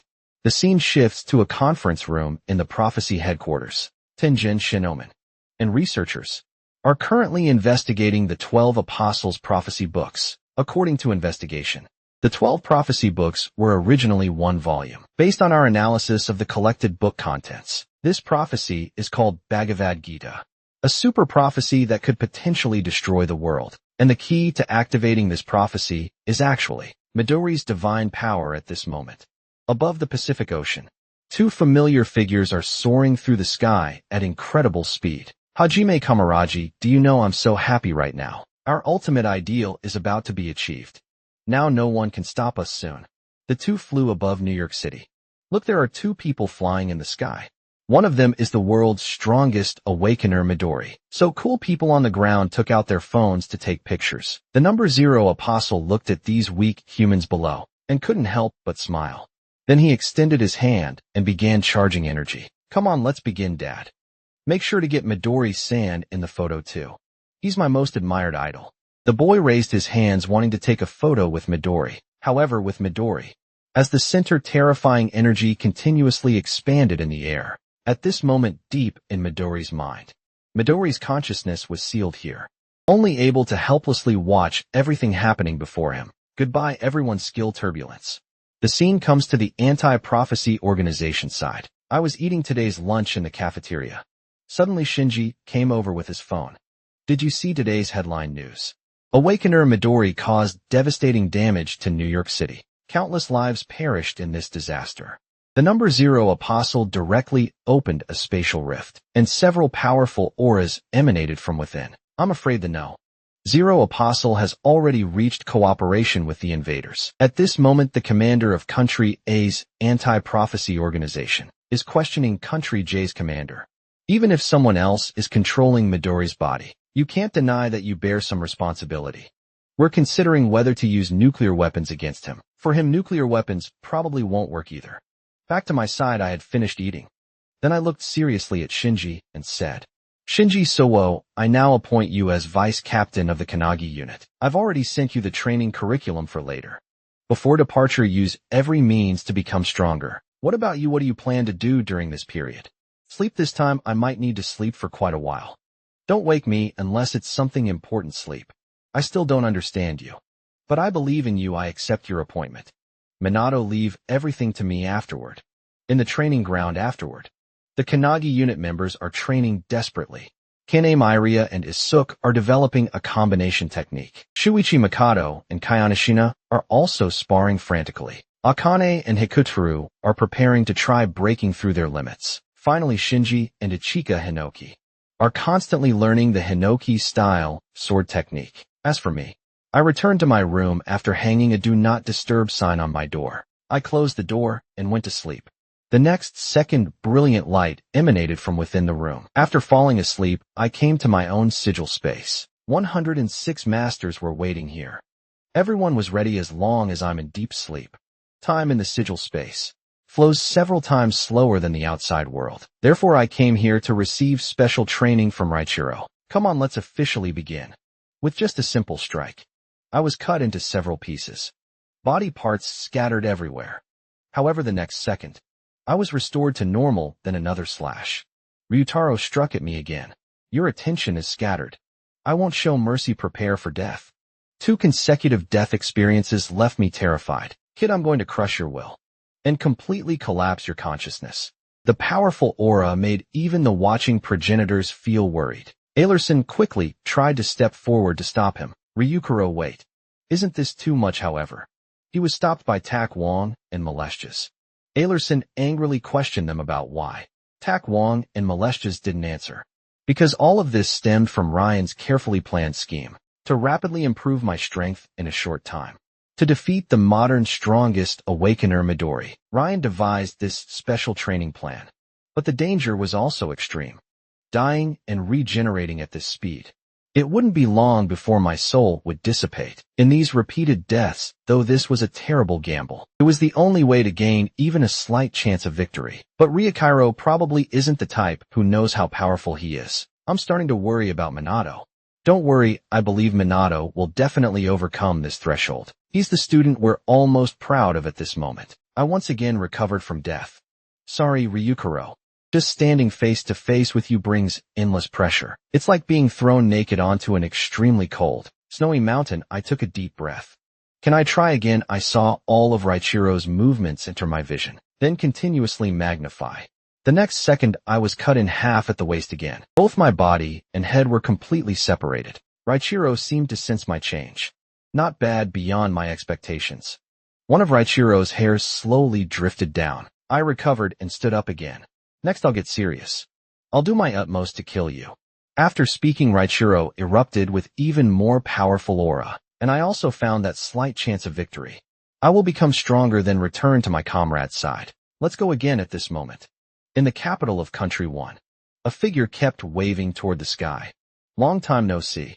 This person was Aldi Valjuaji, a special agent from Country I. And the person he was greeting was actually Midori. Do you remember that super prophecy? If you hadn't arrived in time to solve the boss, this city would have turned to ash. Midori quietly listened to the other's words. Are you done making a scene?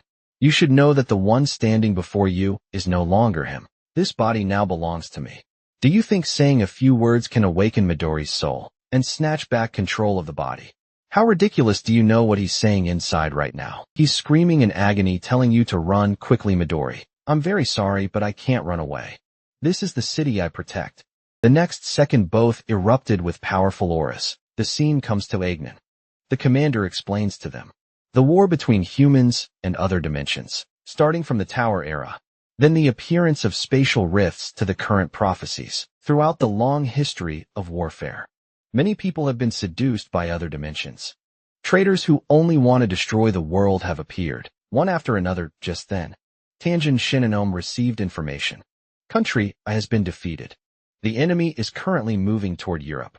As expected, they don't dare come to our place. That guy has just seized a body.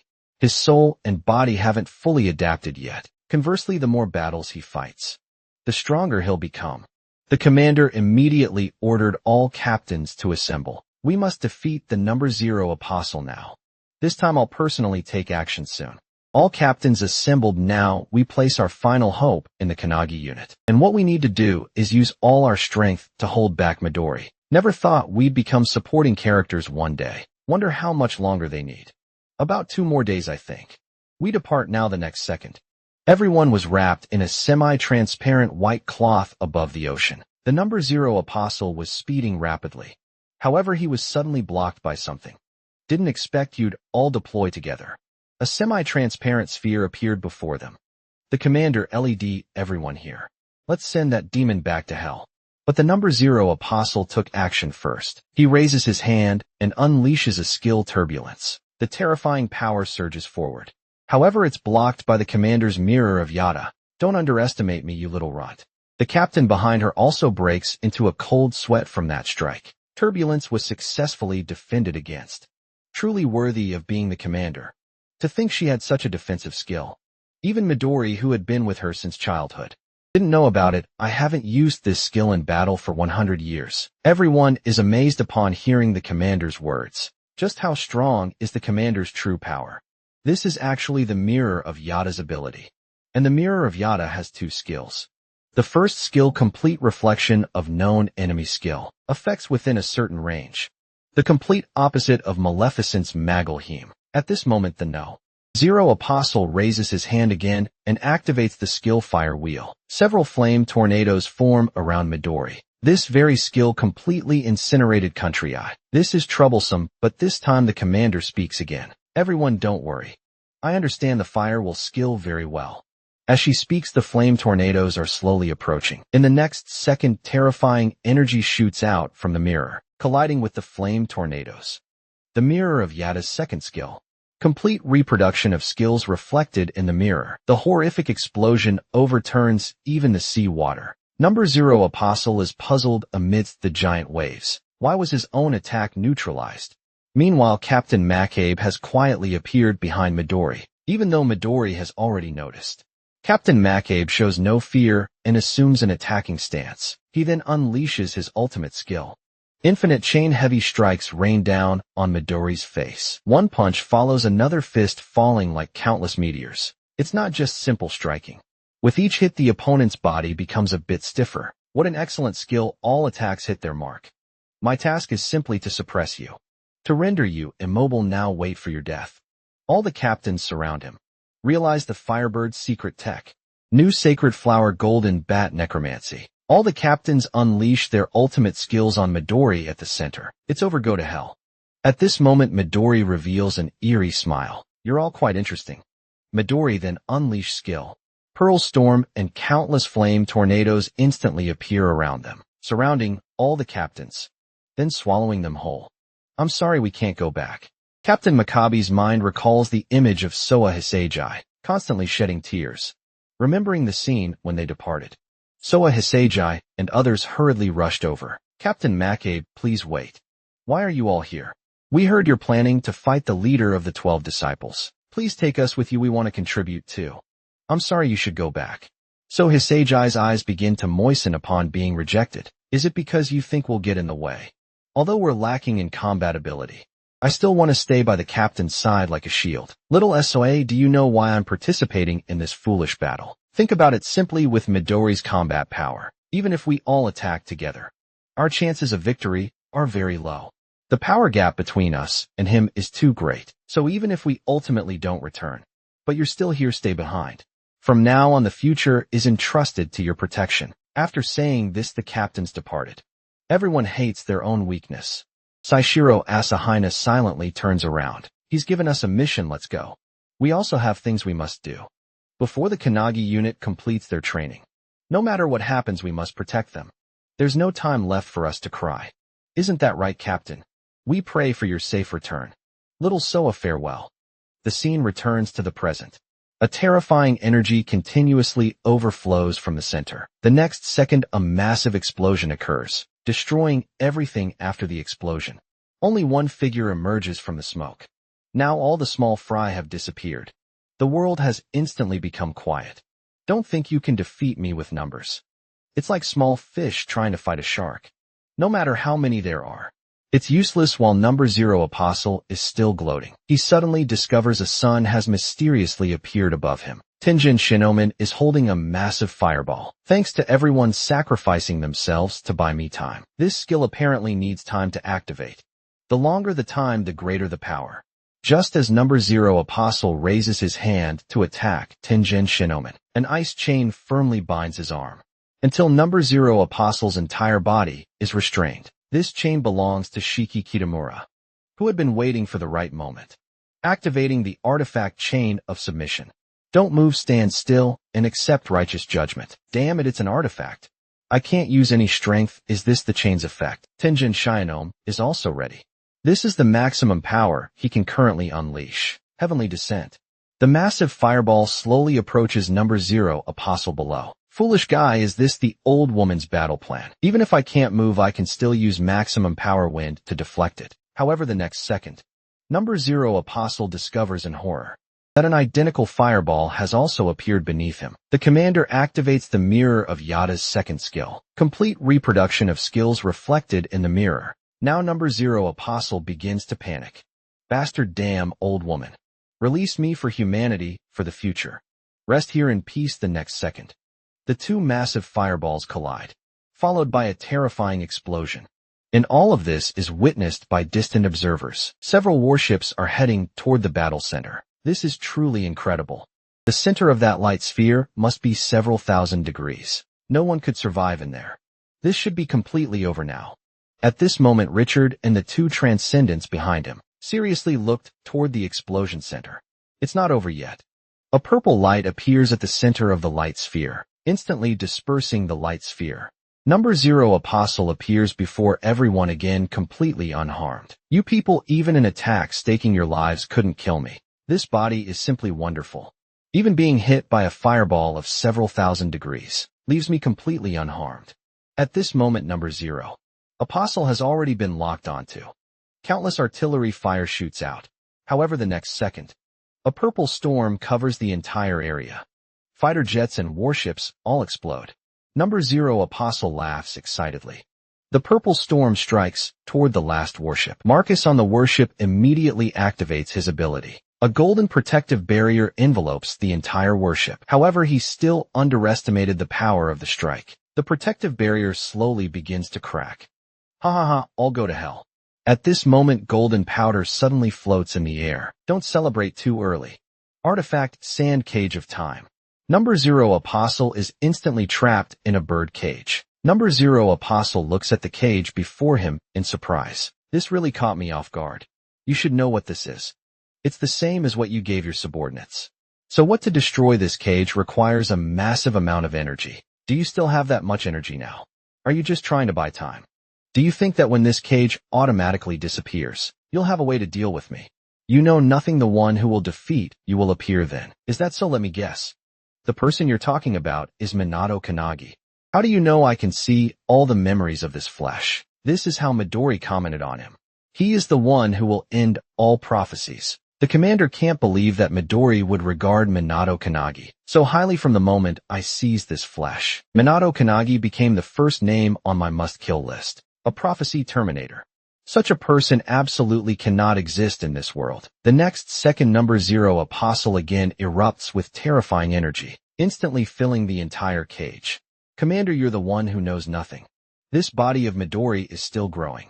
The energy used so far is just the tip of the iceberg of what's in this flesh. If I continue to increase the energy usage, what do you think will happen at this moment?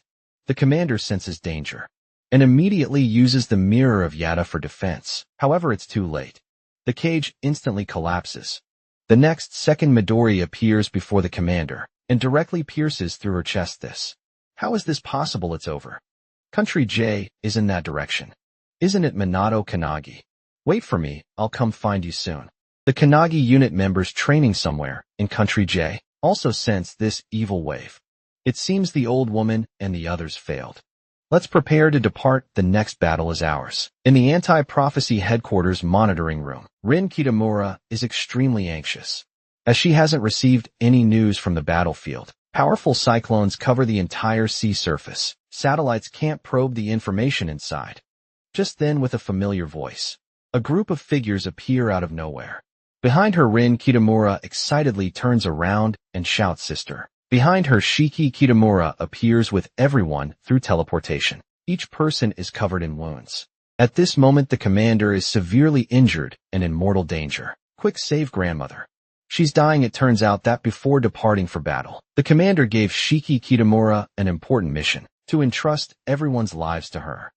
The moment the captains were attacked, Shiki Kitamura used her ability to transfer all the captains to safety, and just as the enemy attacks, it also causes her to pause in action, using this opening to lock onto him, then having the commander and Tenjin Shiananome attack from both sides. Finally, having Shiki Kitamura transport both of them out of the battlefield. Understood, even if I risk my life, I'll complete this mission. However, the next second, she's met with a hand chop from the commander. Who told you to die? This mission has one important prerequisite: ensuring your own safety after the battle ends. You must bring everyone home. Put your own safety first and protection. Even if I face danger, do you understand? Don't make me say it a second time. Shiki Kitamura tearfully accepts this important mission. I really wish we could be together forever, like when we were children. Don't worry, I won't let anyone die. That's what I fight for. Back to the present. The commander lies on the operating table covered in blood. Please, please, grandmother. You must be okay before departing. You promised me my skill is time reversal, but it's ineffective on grandmother, who used an artifact to stop her flesh's time. My healing skill isn't strong enough. Even with all my effort, I can only maintain her life. Just as everyone argues about what to do, a powerful aura envelopes everyone. Damn it, they're here at this moment. Above the anti-prophecy headquarters, all remaining members of the 12 apostles have arrived. Let our carnival begin. Shiki Kitamura is immediately overwhelmed by rage. I'll kill them all and avenge grandmother. Rin Kitamura tries to stop her, but it's too late. The next second, Shiki Kitamura appears before the enemies. Skill spatial division. The space before her is immediately divided into square blocks, like a Rubik's Cube cut into small spaces. Then the spaces are scrambled and transferred. Large-scale deployment of this skill will cause unpredictable results. The power of spatial cutting spreads toward the 12 apostles. Buildings along the way are continuously cut. At this moment, Hajime Kamaraji assumes an attacking stance. Artifact relic of the abyss. Skill Kalika strike the moment he draws his sword. Countless sword lights flash, instantly shattering the spatial anomaly before him, where Shiki Kitamori originally stood. Only an arm cut into several pieces remains. Hajime Kamaroji, you're as merciless as ever. What a pitiful little girl. Are you all blind? The opponent isn't dead yet over there. It turns out Shinji Suwa arrived just in time to save Shiki Kitamura. Behind him stand other members of the Kanagi unit. The moment Ichika Hinoki's sword slightly unsheaths, the apostles feel a wave of pressure. Terrifying energy erupts from Ichika Hinoki's body. Sorry, our captain overslept. Let us entertain you all first until he wakes up. Number 0 Apostle. Looks thoughtfully at the several people who suddenly appeared below. Isn't that Shinji Suoa's younger brother and Special Forces member? Ichika Hinoki, who are those other two? Since those two aren't in Midori's memories, their strength shouldn't be strong. How dare they appear here? Kan'ei Ryoru nervously looks toward the 12 apostles. Both Isuke Sakazaki and Kan'ei Ryoru's auras simultaneously rise as they prepare to activate skills. Space around the 12 apostles begins to fluctuate. Number 0 Apostle immediately uses turbulence to try to stop them. However, the next second before the skill is released, he along with the others disappears. Only Shiki Kitamura remains, looking at this scene in surprise. And beside her the nervous yet excited Kan'ei Mario. A transfer skill. How is this accomplished? The next moment Isuke Sakazaki reappears. Isuke Sakazaki carrying a medical kit explains. This is our combination technique. Kan'ei Ryoru's skill, my sweet home. Isuke Sakazaki's skill, extended self through contact. The two skills combine, extending what was originally only applicable to oneself to any personnel on site. High precision transfer to locations where I've placed personal items. Ichika Hinoki and Hajime Kamaraji are transferred to the mountain, where she trains the 12 apostles. Numbers 10 and 7 are transferred before Kyo Nishina and Shuichi Mikado. Finally, number 3 is transferred to the encirclement of Hikutaru. Akane and Shinji Sugo, the strongest number 0 POS cell, is transferred alone to a blood-red deep sea. Number 0 POS cell looks around in confusion. What is this place being here? I can't sense up, down, left, or right, and it's filled with giant beast shadows. More and more deep sea.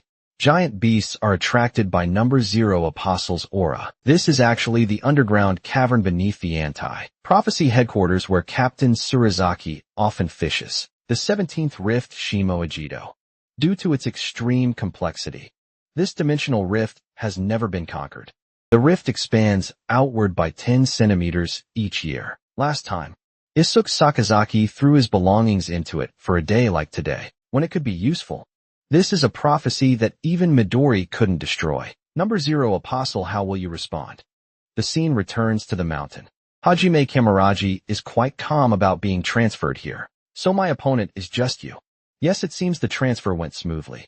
What about the others? They went to a place they'll never return from. You think I believe that you're planning to defeat us one by one? It seems you're very confident you can handle me. Of course, except for your boss. You're all just trash relying on artifacts. Hearing this, Hajime Kamaraji becomes very angry. He immediately uses his strongest sword technique through the artifact. Kalika Strike, countless sword lights strike toward Ichika Hinoki. Ichika Hinoki uses her skill, Dawn Solitude. Ichika Hinoki's pupils instantly show cherry blossom patterns. This skill is her unique natural ability, but from childhood, it was considered a useless skill. Its effect is to eliminate all external and internal factors, fixing her mind and body in optimal condition. This means her concentration and physical abilities can be displayed at maximum level, which means she can unleash her strongest strike at 100% capacity before Hajime Kamaraji can react. Ichika Hinoki is already before him, striking with one sword. A body trained by a transcendent who specializes in martial arts cannot be replaced by any external object. Too weak. Makoto is several times stronger than you. In the large training ground of the anti-prophecy headquarters, Kayonishina and Shuichi Makoto face 2 members of the 12 apostles. Number 7 Queen of Cards set. So now it's 2 against 2. You two look quite fierce. What should we do, Ashera? At this moment it suddenly starts raining set. You're responsible for finding our target. I'll handle these 2. Number 10 Ashera. The next second a heavy punch strikes. Shuichi Makoto doesn't bother listening to their nonsense. One punch sends the opponent flying. Don't underestimate us. Shuichi Makoto charges forward again. The moment number 7's attention is drawn to the battle, long hair wraps around her. This is Kyo Nishinoya's skill to avenge Shinji Suo. At this moment he's filled with rage. He quickly wraps number 7 tightly. You're still upset about that? Are you? The next moment, lightning fills the sky.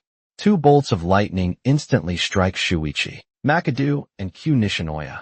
Number 7 takes the opportunity to break free and scatters many playing cards. Skill Queen of Hearts. The playing cards around her all grow arms and legs. Go, my servants. Find Minato Kanagi the playing cards, all begin to move. Upon receiving orders, Kayonashina tries to stop them. However, another lightning bolt strikes down, forcing him to retreat. Damn it. I can't stop them, I'm sorry. Your opponent is me. My skill is called Mask of 1,000 Faces. I can materialize joy, anger, sorrow, and happiness. Number 10's expression immediately changes. Mask of 1,000 Faces, the face of anger. Brats. I'll kill you all the next second. Countless lightning bolts strike down. Meanwhile, at another battlefield, Akane unleashes even means at the enemy. However, it's instantly shattered and the opponent attacks Hikatora. Hikatora retreats while continuously counter-attacking. Akane occasionally summons blocks for interference. Hinoki style sword technique.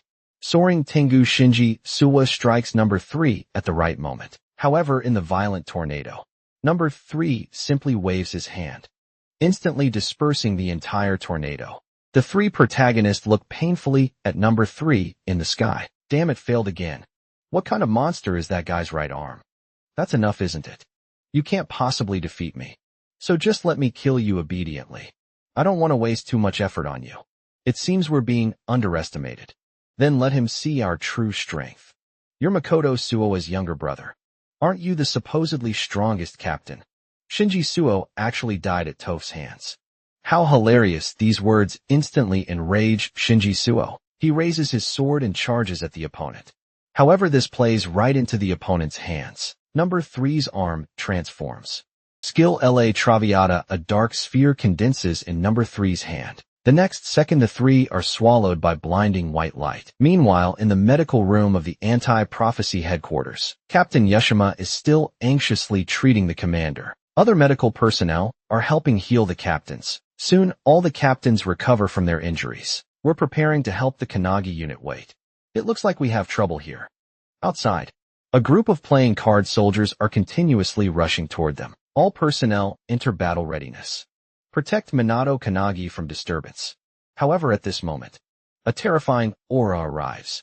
When this aura fluctuates, the entire anti-prophecy organization experiences an earthquake. The energy source is from the spatial rift, where number 0 apostle is located. What a monster is he coming out so quickly? Isuke Sakazaki and Kaname Iria immediately realized number 0 apostle is about to emerge. Just as they prepare to work together to send him even further away, Isuke Sakazaki suddenly looks up to see an amazing sight. A massive blue energy emanates from the building. An arm bearing the mark of void is directed at the commander's wound. This person is the savior everyone has been hoping for. Minato Kanagi, it's okay. Now leave the rest to me. Rin Kitamura looks at me in surprise, thinking of the terrifying energy constantly erupting in the distance. She asked me, can you win against that guy? I confidently reply, certain victory. But before that, I have something else to do. The next second, the apothecary sovereign quarantine takes over my body. Yo, sorry to keep you waiting. If it's the current Minato, he should be able to use that skill. Skill Sacred Medical Tome. Divine Droplet. The energy in his hands turns to liquid and continuously increases, flowing endlessly into the commander's body.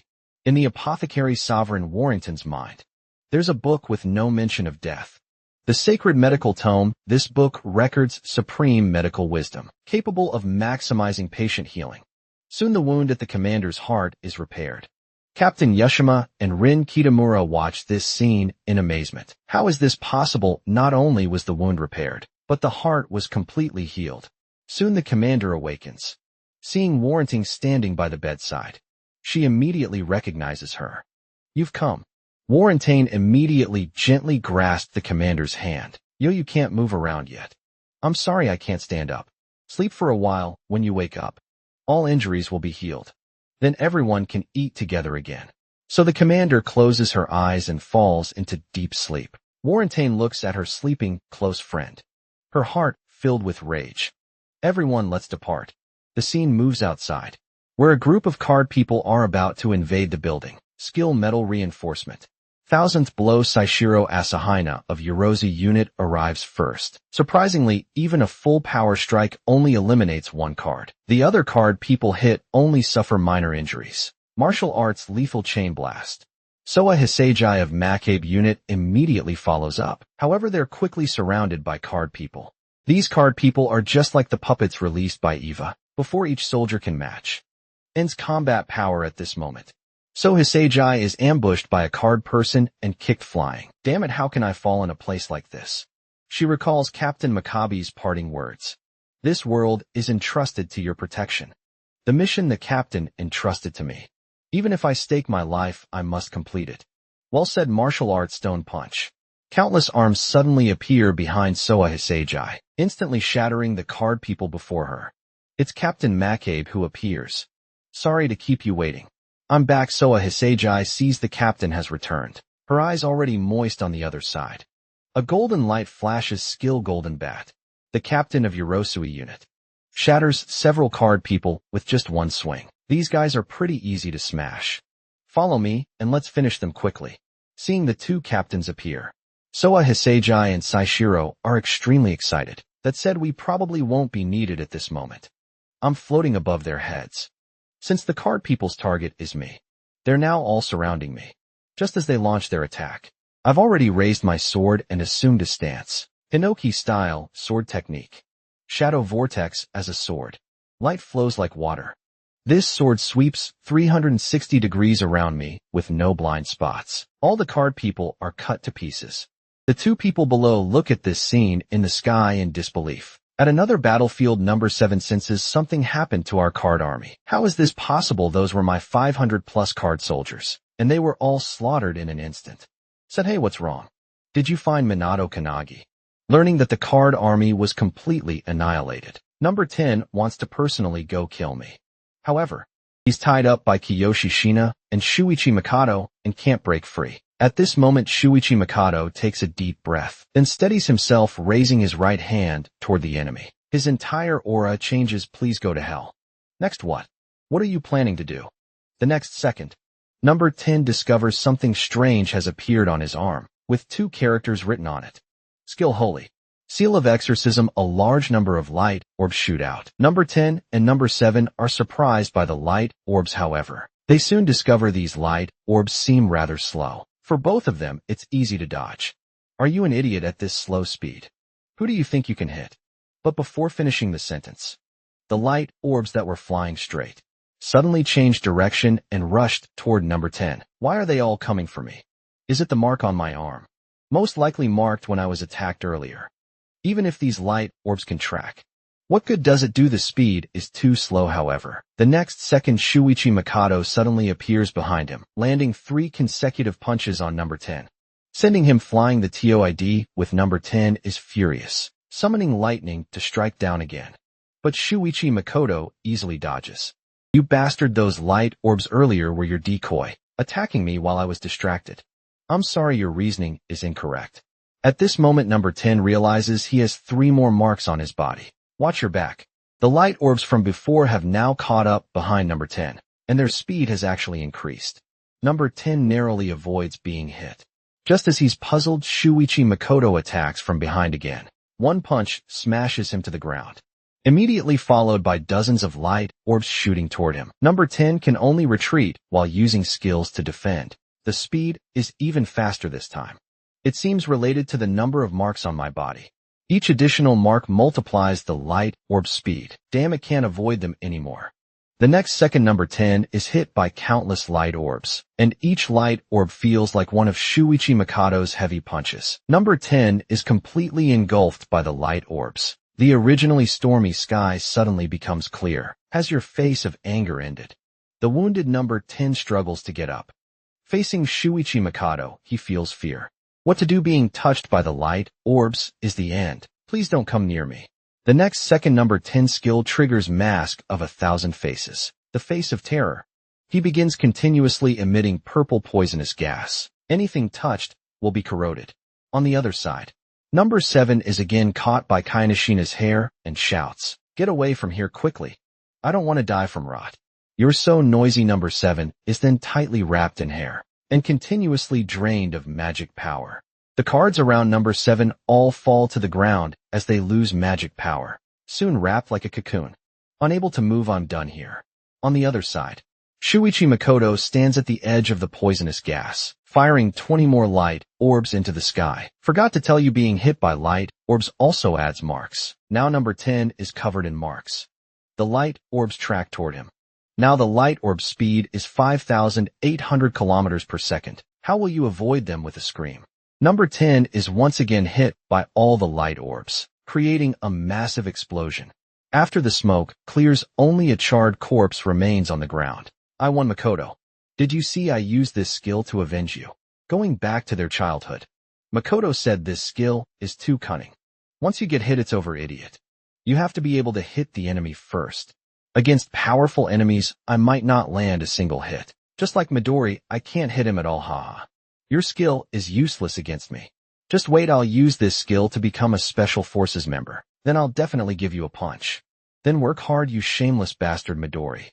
Just wait, this time I'll definitely land a punch on you. Kyo Nishina has also finished. Number 7 on the ground has been drained into a mummy. Meanwhile, at another battlefield, Number 3 delivers a powerful strike to Shinji Su. Hurry up and go to hell to see your brother.